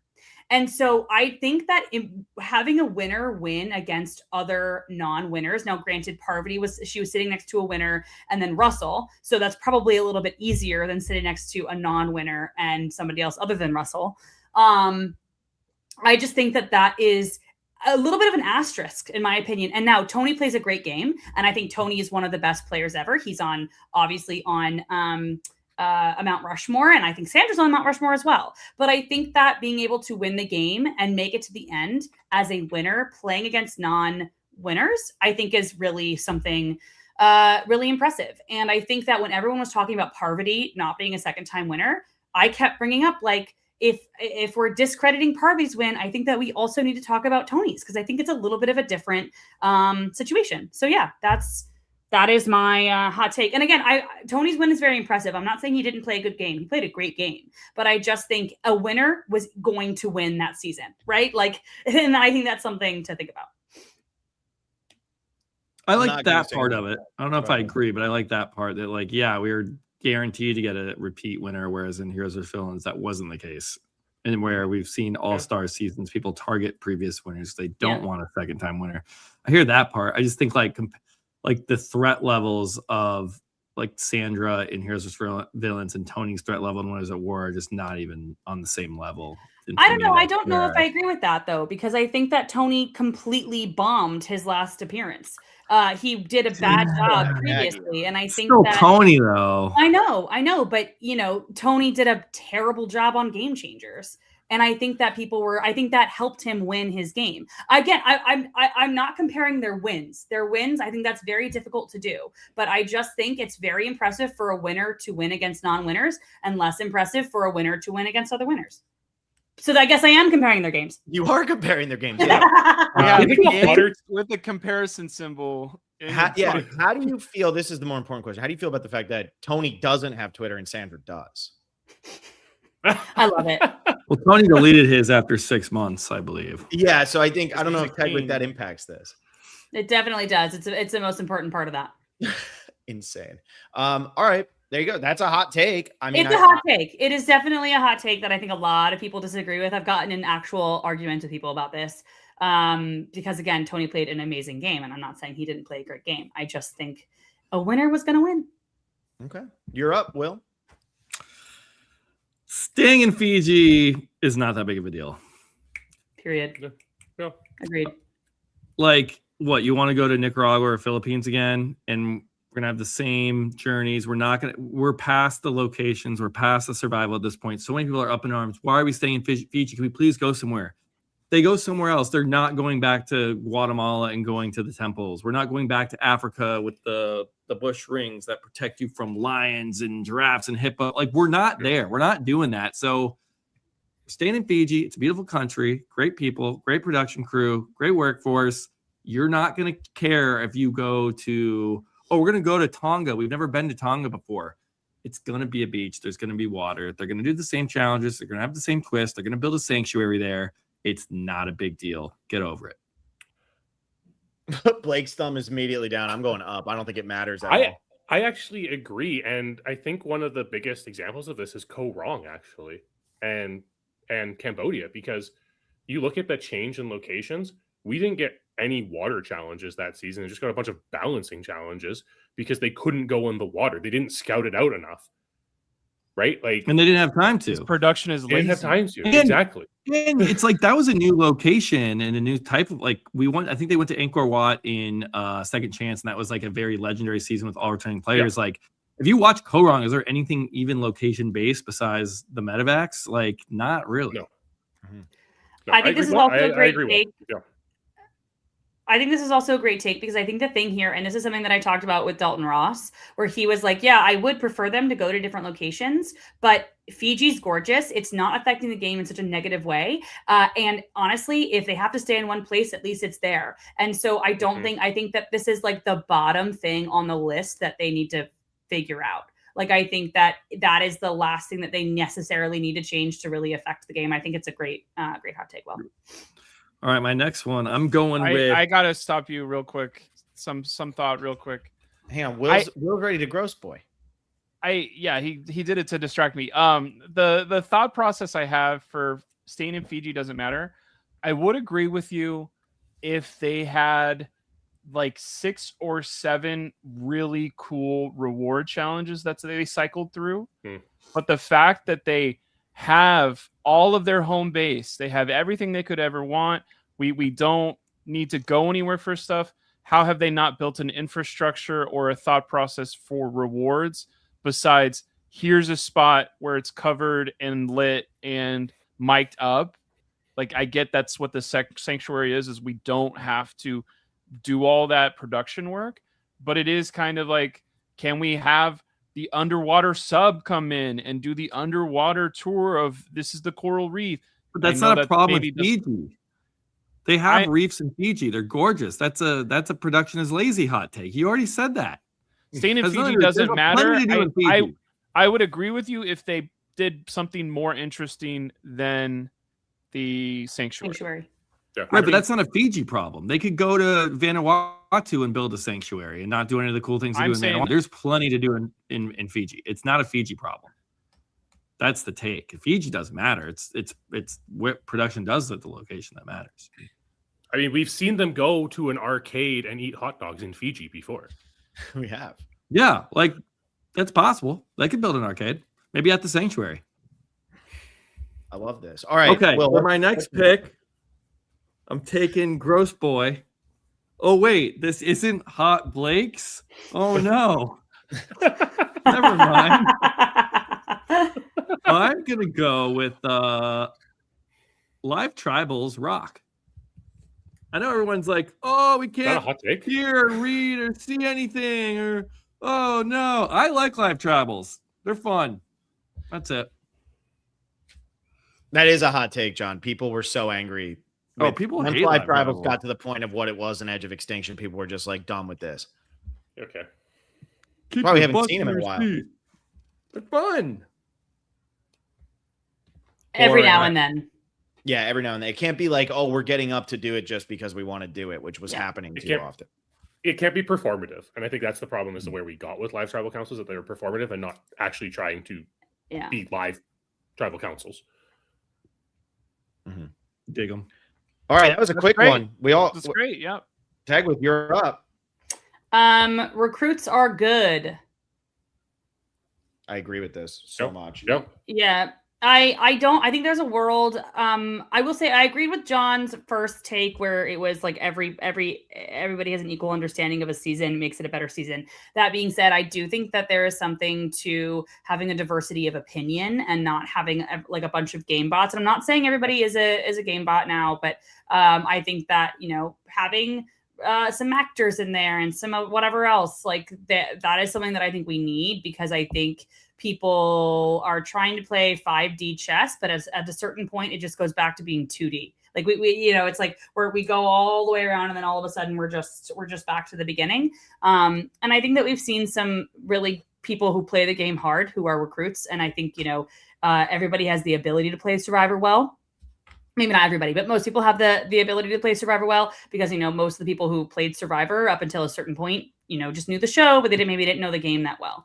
And so I think that, recruits bring interesting television and good TV. Agreed. I mean, I the like this 20s one. get a lot of hate, but having the recruits in there, I mean, like some of the best characters are recruits. Yep. They should be there. Yep.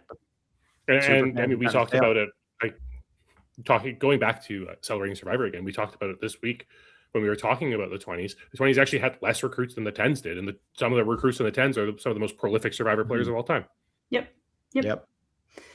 I also will say I kept this one until the very end because I didn't even know if this was really a hot take. I feel like that's maybe this is we all agree on this, and maybe the greater people don't think about it. But I was like, is this even really a hot take? But I said it anyway. Well, we know Corinne Clapton agrees with you because we need more hot True. people in Survivor. That That's is true. true. All right, Blake. I think if you ask anyone, they will agree with me, but I would go H1N1, which is the subtype of influenza, which is better known from a misnomer, the Spanish flu of 1918. Oh, wait. It's not hot outbreaks. It's hot takes. Jeez. The hourglass was a net positive for Survivor. What? Okay, that's your What? first hot take. Whoa! What? Yeah. Finally. I agree. I think I might know where this is going too. Go ahead, Blake. Your first one. It took you 7 rounds. Go. God, there's so many. Shut up. So what I'm saying is it's Survivor 41. We haven't had Survivor in a year. I think some of our friends, some of our families have COVID. We're focused. Like, this gave us something to channel our anger towards. It got the fan base together. It said to Jeff, we don't like that shit. Don't do it again. And he was like, no, don't worry. It's going to happen in 42 as well. It also wasn't good, that one. And then it gave the community kind of a argument point of we're being serious. That shit was awful. Some of the players agreed, got that support. And now when there's something bad on Survivor, I know we're probably not going to see it cycle after cycle. I know Jeff knows that, oh shit, that hourglass pissed everyone off. We can't change it and force it down people's throats. We have to listen to the fan base. I think that's worth Sydney going home, even though she won immunity. And I think that's worth ruining Danny's last name. I forgot Danny's last name, but McCray. he did not like it. Will, is that where you thought this was going? Because you said you had a feeling you knew where it was going. Sort of, not really. I was kind of thinking more about Erica of it all. I wasn't thinking about that at all. Just like the fact that Erica, it basically helps Erica win. Well, they want to make her a big character, but they can't edit her. And then there was such a big uproar about Erica winning. That was like, oh, we're actually going to listen now. Mhm. And now we're actually going to edit our winners, tell Mhm. our stories. I did mean that. Every Yes, season that's what I since, meant. the winners have had a confessional on every episode. Every season since. And so, Even like, Mike- indirectly, it, Yeah. you know. I get that. All right. I'm up. Yay. All right. I am going to go with Colby plays. I got to get our Survivor 50 stuff in here, right? Time to get excited. Colby plays the best possible game he could in Heroes versus Villains. And it's a very, very good game. His game gets so hated on. We're talking about 50. Why is he back? We don't need him. We need Jerry. Colby sucks. Colby has no shot from the second he steps on that island. There are so many previous relationships out there, and the only previous relationship that he truly has is Jerry, at least that he played with. You could say, well, he played with Boston Rob. No, him and Boston Rob are never on the same tribe. They're on different tribes when they play in All-Stars. Colby is screwed from the start, and then he uses what he can, which is JT and Tom, to get himself a little bit further in the game, a little bit further in the game, a little bit further in the game. And he just keeps on playing the game as he can. He gets all the way to 5th place. And I know everybody will say he never had a chance. He legitimately had a chance to win if he sat at the end. He really did. So I am saying that Colby plays a very, very good game. I'm not going to say it's great, but since everybody calls it terrible and says that he totally ruins himself, I think he plays a very, very good game. And people just can't get over the fact that, like, well, he never had any control over anything. There was no way he could have. Played a very, very good game. Nice. Thanks, man. I didn't know you liked Colby, but it's good to get some of this deeper down when we do this stuff like 37 times in. It's good to hear it. Well, I was concerned that you loved production. I'm waiting for, like, I wish Jeff was dead. Like, I'm waiting for That's one the of those, 10th one. Yeah, Don't worry. I just sit here. So far, production now hates our podcast. The players Oh now my hate our God, podcast. burn it all. I better be positive. Hey, look at this, James Barber. It's no different than Sandra's game, except he loses. Yeah. That's the big difference. That's All the right. big difference. Yeah, big difference. John, you got 2. Why hasn't Colby I do. been on the podcast yet? Colby has no idea that we exist, and that makes me happy. Does it? Never meet your heroes. Yeah, because I'm building him up without him even knowing okay. that I'm here to There build you him go. up. Yeah. Okay.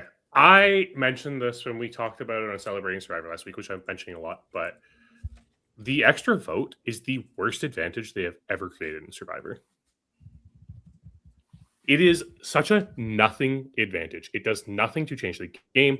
An advantage that comes in and doesn't actually help someone to change their position in the game is an bad advantage. It's not doing anything. It's just this unnecessary thing that you have there to make it seem exciting, make you gain some sort of hope that the underdog will get it and be able to flip the vote around.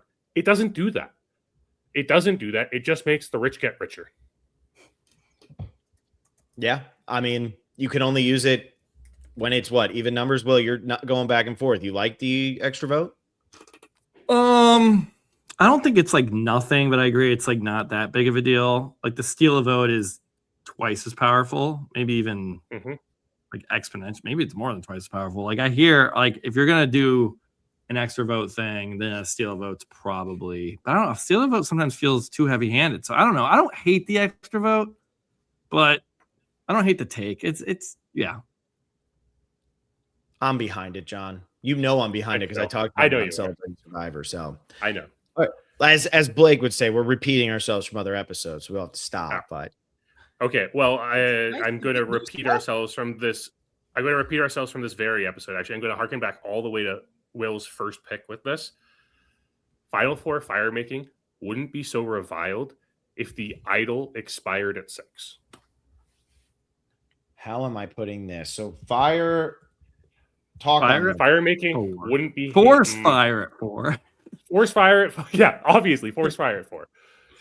But I think the issue that people have with Final Four fire making is that potentially people can save themselves all the way to it and get to it and get to the end of the game without ever having to face a vote. I think if the idol is not able to be used, the vote prior to Final Four fire making, people wouldn't be complaining about it anywhere nearly as much as they do. Yeah, it's the big thing Adam said after 35 was that there's no more regular votes. Final 6 is the last regular votes. Now, Final 5, Final 4, you have 2 non-regular votes before you can even get to the end. So it makes it impossible to get rid of somebody. I feel like most of the time when John says something this podcast, I'm like, I have this like frowning face because I'm thinking and I'm like, man, you're convincing me. Like you have a lot of ones that I'm like, that's that. Wow, I like that a lot. And I would have never thought of it. John's Yeah, coming. John's for my like the spot. person who his thesis sounds crazy. And then it you just keeps listen getting and you're better. like, actually, I don't hate it. That's why the internet's better because you don't explain your hot takes on the internet. You Exactly. just throw it out there. You throw out the one line and let people scream at each other about it. You put it on your Twitter and then delete your account 6 months later. Delete it when it has 6,000 likes and comments and all that. That's what it's all about. All right. I'll do mine now and get this one done because it's quick and it's easy and you all knew it was going to happen. So I'll do it at 8 since I already did one that I talk about all the time. And I'll just do Sue's speech sucks. It's so overrated. Don't care anymore. Sure, it was good for the time, but so was the jazz singer and who the hell cares? I just don't care. I don't care. I think it's so overrated. I think it's so convoluted. It's so like, oh, look at this, like, look at me, and it worked because yes, it is the iconic moment and all of that. I'm not saying it's not iconic. I'm just saying it sucks. So Sue's speech sucks.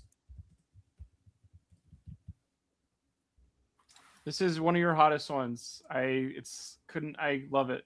I love it more than I love a lot of my family members. And I am going to say this now, Blake. We do not have time because I have to do the Heroes versus Villains premiere episode after this with McKenna. We do not have time for you to start reading it. So don't, because normally you do whenever I bring this up. You should have done it going the other way then, because I have full control of the mic for at least a little bit right now. Is it my Does turn? anybody here? Does No. just Yeah. thumbs Say up, something thumbs about down. this. Everybody likes. Phil Mercy. hates it for no reason, and he likes it for attention. It's a hot take. Don't like it too. Yeah. That's what it is. All right, Blake, you're up. All right. Well, the people of Massachusetts know this one, and they probably say Webster instead of its full name. But I'm going to go with Chargaga, Gogman, Chagaga, Agog, Chabunga, Gaga Mug. Oh, wait. This isn't Hot Lakes. It's Hot Takes. And the audience should hate / be annoyed by at least half the cast. I like that Yep. one. Wait, can you say Yeah, that again? that's a good one. The audience should hate / be Oh. annoyed by half the cast. Hate's That's a how- strong word. That's how real life works. There's things called an average. Most of the people, you either hate or love them. We have a lot of love going on right now. And it does feel like Survivor's kind of like you get married, you graduate, your thesis is done, and now I'm going to go on Survivor. It's kind of a milestone of excellence instead of it being like anybody can be on, and like where's the grimy like deli man that like, no, I don't have a future. This is the coolest thing I'm about to do, and I hate some of this stuff. Like when people lost on 30, when Mike Holloway was like, peace out, I'm gonna run by all of y'all to win this game. That was amazing. I'm not saying they have to be despicable, but I do think there's an absence of like even someone like Angelina and Q drive you crazy. Like that's why I love them on the show. It's like one of the coldest takes of all time because everyone agrees with you. But Everyone's asking for more villains. I That's also like one of the don't- biggest conversations of the new era. But I will say the actual online community, they can't even handle They Rob hate Roush on the Say. traders. So I They don't think they hate- do. They hate Say, they hate Rome. And I think if there was 5 Romes on a season, we would hate them in varying different degrees, and we would get through all 5 of those episodes of eliminations and be like, oh my God, amazing. And when they hate Say, it's like you can't say you want more villains and then Say's like, I get her out of here. It's like this is good for the show. Mm-hmm. Yep. Yeah, no, I agree. I mean, Will, I hear where you're coming from on this too, but I do feel like the internet claims they want villains and then doesn't.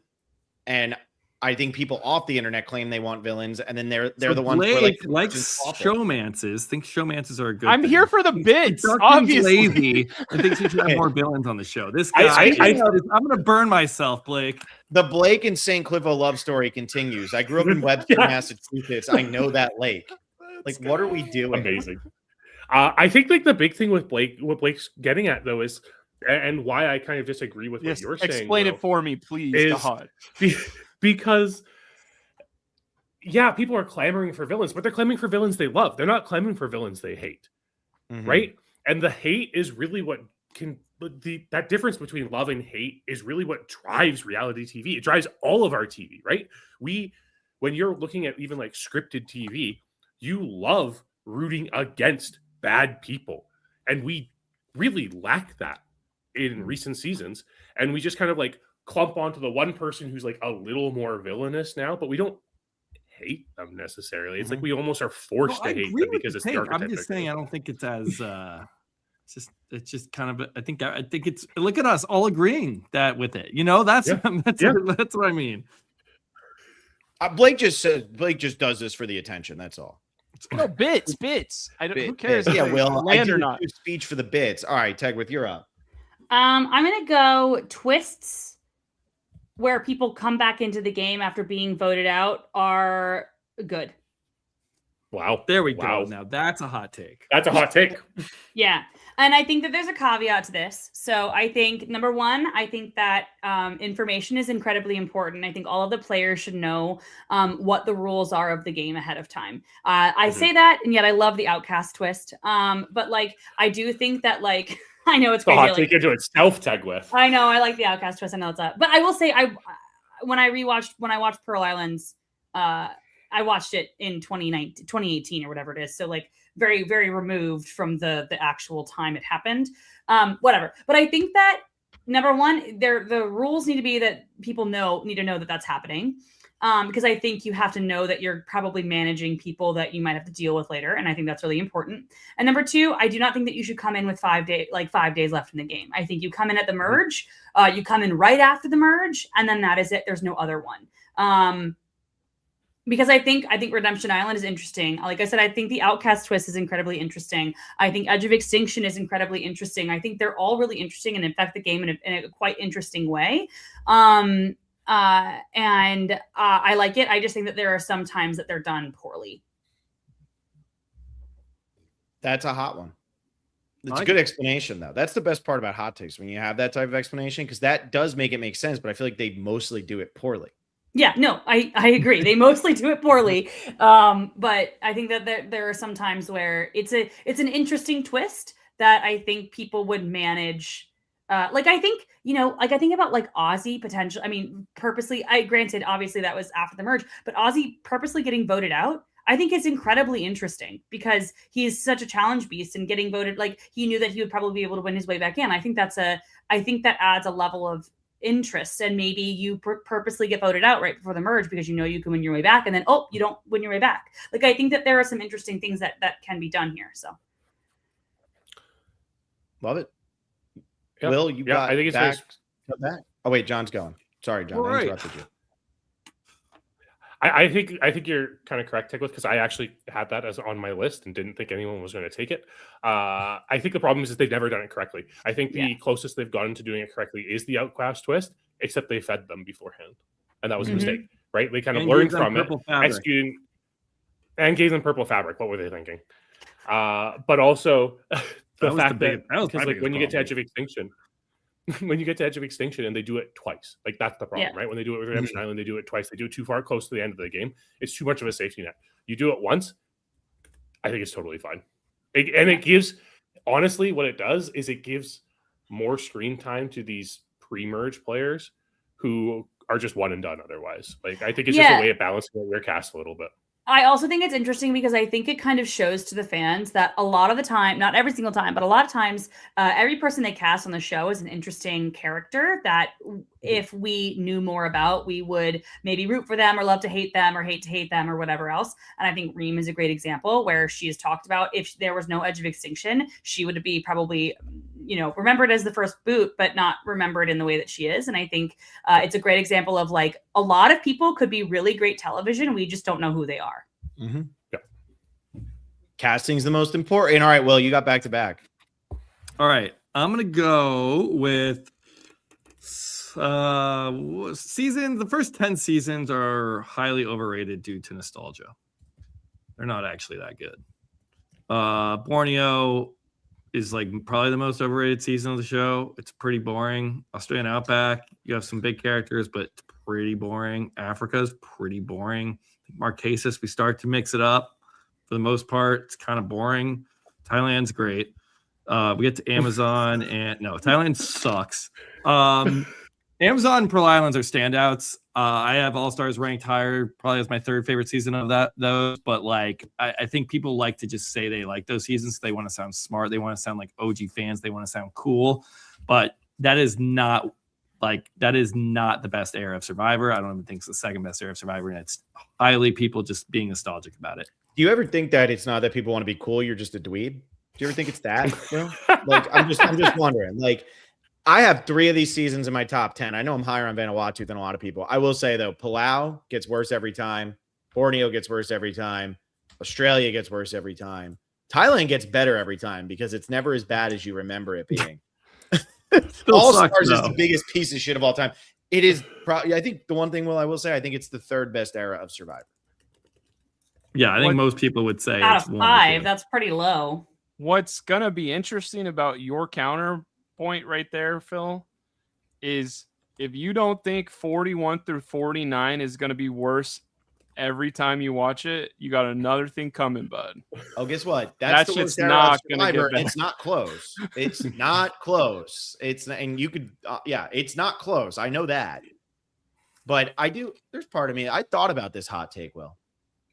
Nice. I also like Africa and Marquesas. Can you add due to nostalgia to my pick? No, I don't have enough room. Honestly, this won't scroll down any further, so you're screwed. But you have a third line on Tegwith's and Blake's, but not mine. No, that would be too much work. No, I'm sorry. I'm saying, like, I'm fairness looking going at on it there? like it's you already have lines there. Good to Due to Dweeb. He'll just knows I'm right, so it's really hitting him It's hard. not He's even like, that "Yo, you're I'm right, gonna it's watch funny it. how- I'm so, my I am favorite of- so Here's my favorite like, is special this and is how this unique. whole No one else podcast likes it. I'm goes. gonna make it my favorite season and be so cool. here's the thing. Well, China's my favorite season, and that's been the case. So here's my favorite thing about this podcast. John gives a hot take, Tegwith rants. I give like a half hot take. Blake gives a fact where he can just bitch and complain, and then Will says something and says, if you disagree, you're a loser and you're not. Like, that's been the whole podcast for 2 hours. We got 100 people enthralled. Yeah, like the video. Like the video. This is what our lives are. Like the video. Thank God for John. Really, kind of. Seriously. He showed up. He showed really up. did. He really did. I had to Will, redeem you are- myself let for me all get these this over other with like here. responses I've given in drafts. Will, tell us Alright. why we're losers now. I have a take that you don't see that often. I'm gonna go with the Specialists are the best Survivor podcast. There you go. Usually you would see RHAP Hot. mentioned. Usually you might see Tyson's podcast. You might see the On Fire podcast. You might see the Purple Rock podcast. There's a lot of Survivor podcasts out there, but I'm going to go out on a limb. I know it's very hot that the best Survivor podcast, I don't know if anyone's listened to it. If you haven't listened to it yet, I recommend subscribing and liking and downloading. I'm going to go Survivor Specialists. They're the You know what the best. thing is with this, Will? Everybody knows it. This is a freezing cold take. It's just the best one, and it's just fact. I can't I'll- believe. I'll make sure by the end of this hour, everyone agrees with you. Yeah. Wow, Will, bring a tear to my eye. What a pick. Tegwith's in disbelief. She can't believe you didn't pick like the Teg show or whatever The she was on Teg earlier. Show. So now we've pissed off RHAP to go along with all the other things Blake has told us tonight. So this is great. Nah, that's a good pick. Will, good job. I couldn't agree more. Great hot take. Oh, how am I supposed to follow that? It's me, right? Yeah. Yeah, the Mad Chat's the most underrated thing on the Specialist. Period. No, that's Peg Talks for sure. Yeah. Head Dogs. What else do I do that's great? Guys, I don't know what I'm going to do here. I really am I feel like this is really difficult. This is a very difficult one. Cuz I'm going to go maybe Guatemala is a great season. Is that a hot take? I love I mean, Guatemala. That's We all do. awesome. I literally just sent that in a brainwave to you. Really? Yeah, I was like, Blake's a gross Jamie, boy. Judd, Grossa, Lydia, Cindy. And you Incredible. picked it up and you slammed it in. Great job. I love Guatemala. I would always say when people ask me what my favorite seasons are, my favorite season, like my favorite underrated season is Guatemala. I think there's a lot. I think the pre-merge is great. I think the post-merge is great. I think it's a very interesting location that we don't typically see. It's one of the harder physically like challenging seasons. It starts off with a 15-mile hike in the dark. Which I think is quite interesting. I think that there are some players on, like a lot of players on this season that deserve to come back because of their gameplay. It has my favorite exit. It's the first season where we see the idol. Yeah, I love it. I mean, we all like Guatemala here, I think. I don't know if John likes it, but I know we all do. So, I love like, if Guatemala. John doesn't. All right. Bottom 5 season of Survivor. There you go. Bottom 5. Yeah, You know there are 50, right? I do. I do. Yeah. Wow, I'm shocked. I mean, I think that yeah, okay, great. It's a hot take because John disagrees. Before Blake goes, James Barber, the Specialists are listening to Blake's hot takes. RHAP is interviewing Coach Stephanie and Colby right now. We know which one is the better. All right. And I will say that it's McKenna and I do not have like some special guest plan for this next episode that we're going to be doing right after this. So Blake, you're up. I was kind of inspired hearing St. Cliffo said something about his hometown was featured in the last one. So my local hockey team growing up is definitely, you may know it as a legendary animal described as a jackrabbit with antlers, but I'm going to pick the jackalope. Oh, wait, it's not hot fakes. It's hot takes.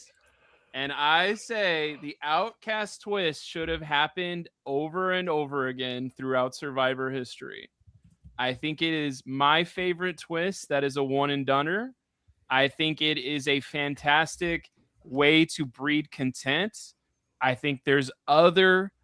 Ghost Island didn't have an Outcast twist. There's other ones where I get Pirates. You pushed us off the boat, but we were all on this island waiting for you.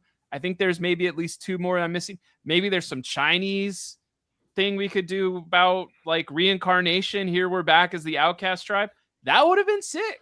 I think it is something where I don't care if like it's the worst people. Why are we rooting for Nicole Delma to come back? It's like Burton and Lil was kind of perfect in that, but I think that's a better version to me than Exile, or what is it called? Edge of Extinction. And I think I'll always think that. And it's weird to me that we did Edge of Extinction multiple times. Imagine the Outcast twist for Winners at War of this tribe has to beat both of y'all, one of y'all. They vote one person back, that kind of vote would have been so fun to watch. And then we wouldn't have such a bloated jury. We could say goodbye to them in a whole Outcast episode. I think Outcast, I don't know why it hasn't come back. I do, and whatever. But I think it would have solved a lot of things in the seasons. Who wants to say something about Outcast? We already covered it when we talked about it with Tegwith. I think it's a great take. I agree. I love the Outcast twist. I hate it so much. I like that it gives people agency. I think it's interesting that they had a chance of like, hey, if you fail at this, then sorry, you're out. Like there's nothing you can do here, but it gives them a little bit of agency. And it's not like a physical challenge to go back in. It's back on the social. Like you're voting, you're like, hey, you can't vote for yourself to go back in. So you got to make sure that people want you to continue playing. And I think that's also a very interesting twist as well. I think it's a great take, Blake. I'm up. Me. Thank you. All right. Gabler and Bob make their seasons better. If anybody else wins Gabon, if anybody else wins 43, those seasons are not good. Now, I know that a lot of people don't like 43. I could have easily went Survivor 43 is the best of the new era, but 47 is better than 43. And I'm not going to lie on the podcast to get a hot take, right? I'm not going to do it. But I'm going to say I love 43. I love Gabon. Bob and Gabler winning those seasons make both of those seasons better. If you get Maddie, if you get Jesse, those seasons are not nearly as good. So I'm going to say Bob and Gabler winning make their seasons better. Do you mean by good in the sense that it makes it less like interesting because it would have been too overtly and those clear? Seasons are so chaotic. They need to have the chaotic out of nowhere winner. It needs to have it. Yeah. I really disagreed with you when you started talking, and now I think I agree with you. You don't think Susie would have been more chaotic than Bob? Susie winning would have ruined Gabon. Susie was so bad. Will, you were shaking your head, nodding your head. I want to know what you think. I want to know if I did a good job. I agree that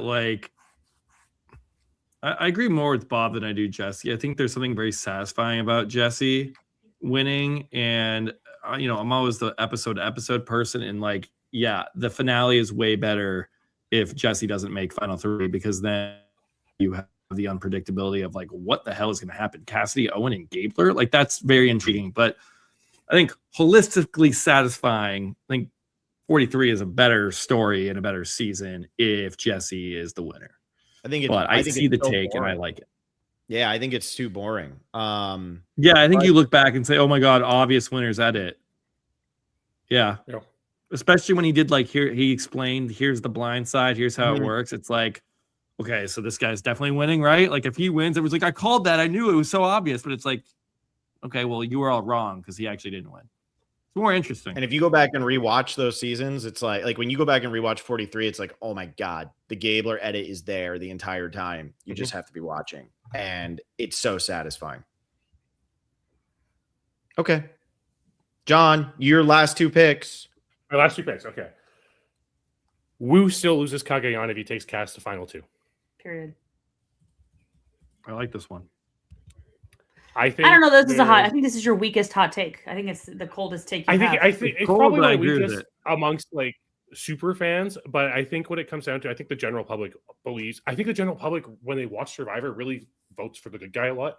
And you see the way Cass is edited in that season; she seems like reviled. You have the whole Spencer saying Cass 0% chance to win at the merge boot, but Cass is just such an intelligent player, and there was so much respect for gameplay in that season. There was no Wu was just in a losing position in Kagayan. And I think there are some people who just don't want to hear that. We just did this season for patreon.com/specialist. And I think that Wu beats Cass like 6-3. But I appreciate the take, and you never know. I think Wu beats her though. All right, John, your next one. You got dead silence last in one. the podcast, so you keep My going. last one. So my last one, I've been keeping to my hot takes here, but we're drafting hot takes. I'm going to draft the hottest take we have ever seen in an episode of Survivor. And it comes from the Heroes versus Villains finale. America should have a vote for who wins Survivor. I love that. That's so You're just fun. drafting it as a take that's been said and not a take you agree with. That is correct. Okay. I'm just clarifying. Yeah. So John is Why not would the saying- Canadian think that an American should have a vote in the winner of Survivor? So That is- Americans and Canadians should vote. Maybe that should be. Yeah. Clearly. That is I think when this you're is the watching hottest that. take. Yeah, when you're watching at the Heroes Villains reunion, it's uncomfortable. Yeah. It's such a ridiculous take, and he says it out loud. Mm-hmm. Yeah. I Great I draft think pick. it would be funny because America wouldn't have voted for Russell either. No, they would have voted for I Barr. think it's No, hilarious. America would have voted for Russell. America would have voted for Russell Yeah. at that time. He was way too hot. He was getting the votes. for Way sure. too hot. What the hell, Yeah. Phil? Yeah, dude. I mean, his hair started growing in. He was thin. He was svelte. It was looking good. You know what's interesting? I had a hot take on my list where I said I'm not going to choose it, but I was gonna. It was on my list where I was like, America shouldn't even have a fan vote because of the edit. The edit is too. The producers would just pick who they want to win. So I literally have a hot take where I'm like, America shouldn't even have to say anything. Yeah. Saying Cliffo, America literally did vote for Russell's. Is fan. that fan favorite or who they thought Yeah. should win? No, that's both. Fan favorite. That America does not Yeah. separate between those two things. All right, my last one. We all want to know where Survivor goes after Jeff. Who God should damn be the host of the show after Jeff? Oh. Stephen And Blake, Fishbach. you and I were having a conversation a couple nights ago Mr. where we Beast. were trying to figure out who should be the host after Jeff, who should take over, who's going to hit the audience in the way they want to. And Jeff always says, he said it today again, the show is being made for kids. Cue Ozzy on the season. So the show is being made for kids. And so we are going to go for a younger audience. We need a younger audience. Blake is always talking about how old people should have no say in anything that goes on with Survivor. He wants to go young. So we're going to go young. We want to get people who are young. We gotta Jonathan get Young. We got to get somebody who loves the game, who Jonathan knows Young. the game, who has a big personality, who can come in and can actually, go toe to toe and talk about the stuff. Will have the energy that is needed. Is also a part of the biggest season in the show's history right now. And I think it should be RIZ-GOD. Oh, The we man got who is the legend, Riz God, should replace Jeff as host. Riz when God Jeff is the new eventually host of steps down. Survivor. There you go. I'm going with Riz God. And if I that's like not, Riz if God. any of you I agree could see with him that, hosting. what'd you say, Will? I could see him hosting. That's a good choice. Thank It's you. An incredible take. I Whew. would have never thought of it, but I am all on board. I knew I could get that last round. I was feeling good. I was nervous about all the other ones, but I feel like I could get that. Riz God, Congratulations. The specialists say you should replace Jeff. You're Gen Z through and through. Get the young audience involved. Figure out how to make them love the show. Riz God replaces Jeff. Wow. Speechless. Blake, you're up. Last one. Well, I wasn't alive for this, but on November 18th, 1985, there was a comminuted compound fracture of the tibia and fibula, and Joe Theismann's right leg absolutely was obliterated by Lawrence Taylor. Oh, wait, this isn't hot breaks. It's hot takes. And I want to tell you, this is probably the most optimistic thing I'll ever say in my life. The best season of Survivor hasn't happened yet. Aw. Oh, Sweet. that's I really love optimistic of that. you, Blake. There's no way you believe that. That's so beautiful. That's how much I think when we get a new host, we get a new. But it's RIPGOD. Let's go. We can Or get like some you're new just really hosts. excited for Australian Survivor Redemption. Mhm. True. Or he thinks 50 with the cast being as good as it is. He's just like, it's got to be that. Who said that? It was we had a good one here. Mike Semenak. The 50 cast is good. That was the hot take, and it's crazy that that's got to be a hot take for the 50. That is scorching hot. Yeah. Blake, I love this. But there's no way there's no way. I don't believe you. My current favorite season, I think it has nostalgia. Could there be a sweetheart bigger than Suri? Well, we have a lot of stuff going in our life right now, but if there is a new host, if there is a new, like, it's a new network maybe, or I know we won't get 40,000 again. That's not the most important thing, but I think there could be a season. Cagayan happened after years and years. Mhm. Why can't there be another Cagayan? Why can't one of these outlandish, weird ways production goes is actually new territory, and like having half celebs, half people? That was actually fucking sick because of who they went and got. And you're like, oh, I didn't expect Dancing with the Stars type shit to have half favorites, half celebrities, but that was actually fucking sick. Like, I could see myself being like, what is happening? Why do I like this so much? Yeah, we've been craving Mark Ballas from the Traders. He's been killing it over there. Yeah, I know, Blake, we're just absolutely. trolling, but I just need to insult Mark Ballas very quickly for the lack of drama he has brought to the Traders. What do you got, Tag with? Do you know I kind of disagree with that? Because I agree with that on a personal level, but I disagree with it because I do not think the fans currently have the capability to admit that new things that Survivor is doing could be good at all. I think it took a long time for anybody to admit that anything in the new era was good at all.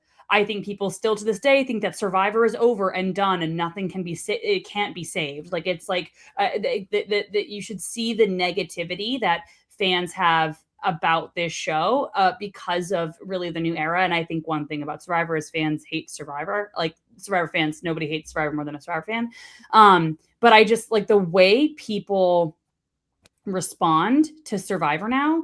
Granted, I don't think we've seen the level of, Cagayan in the new era or anything, after, but I think that just people now, they're just like, I remember 47 was getting a lot of hate and 46 was getting, like, people just love to hate. And so I feel like we might get the best season of Survivor, but we won't figure it out until like 6 years later.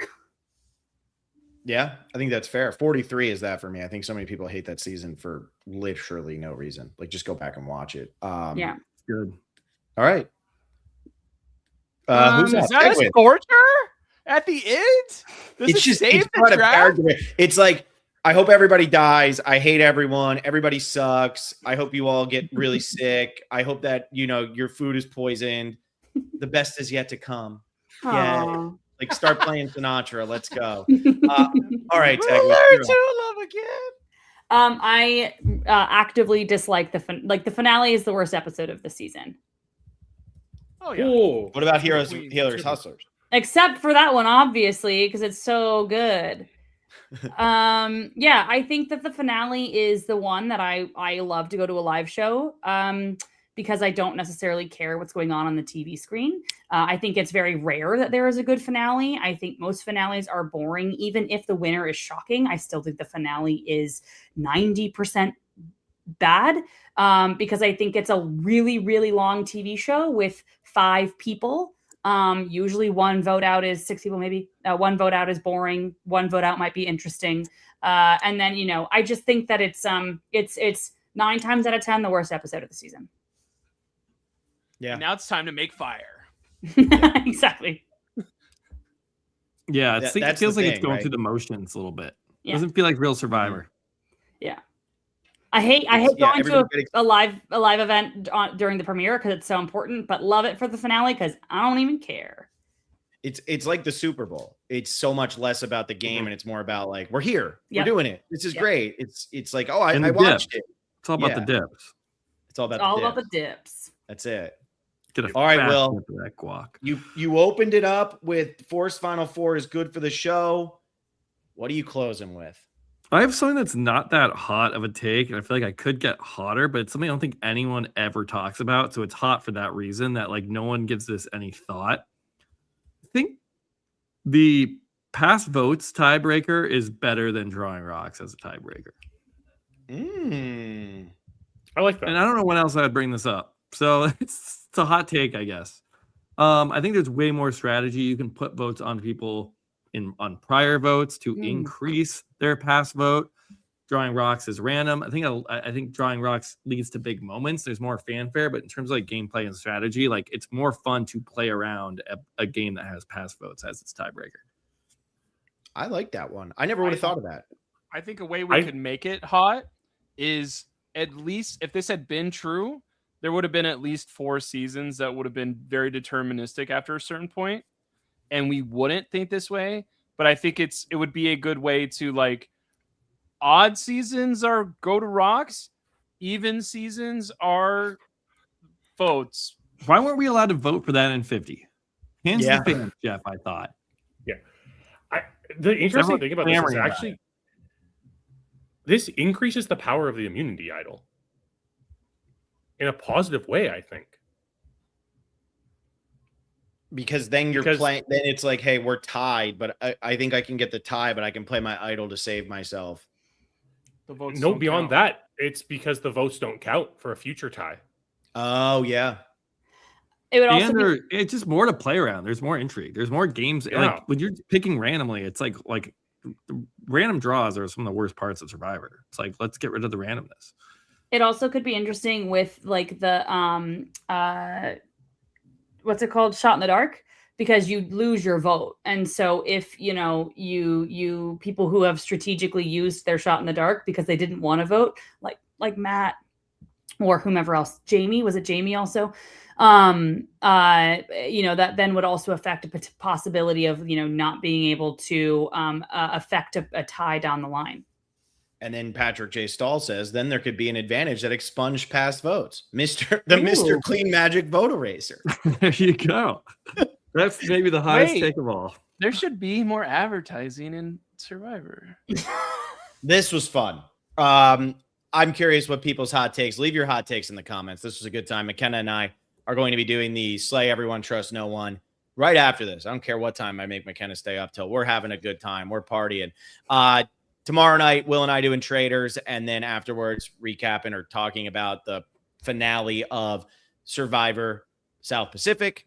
And then on Friday, John, Will, McKenna will be doing seasons 31 through 40 of Celebrating Survivor. They will be talking about all about those 10 seasons. And then McKenna and I will be recapping what season. I think that's up to the episode of, I think it's the That's Heroes the Healers HHH episode. Which Yeah. one is it? It's the HHH. episode. Yeah. Okay. So that'll be that one. And then next Wednesday, we are doing the best moves. 50 best moves. We'll be drafting those. That one will be fun as well. And that'll be the last one. Cool shots. There are only two-time winners of the show hitting us with that hot take just to rub the salt in the wound real quick. And Tegwith wants to jump in, and I'm not letting her. Parv and Sandra, according to Tegwith. Parv and Sandra. Tony's doesn't count. So if you haven't checked out our draft, make sure you go check out our fantasy draft for season 50. And if you want to play along, become a patron, patreon.com/specialist. Come a top tier patron. You can play along in the fantasy draft this season and win a prize So thank you all so much for listening. Hope you enjoyed this episode. I'll see you in a couple minutes. Everybody else, we'll see you sometime this week. Bye. See ya. Bye. See ya.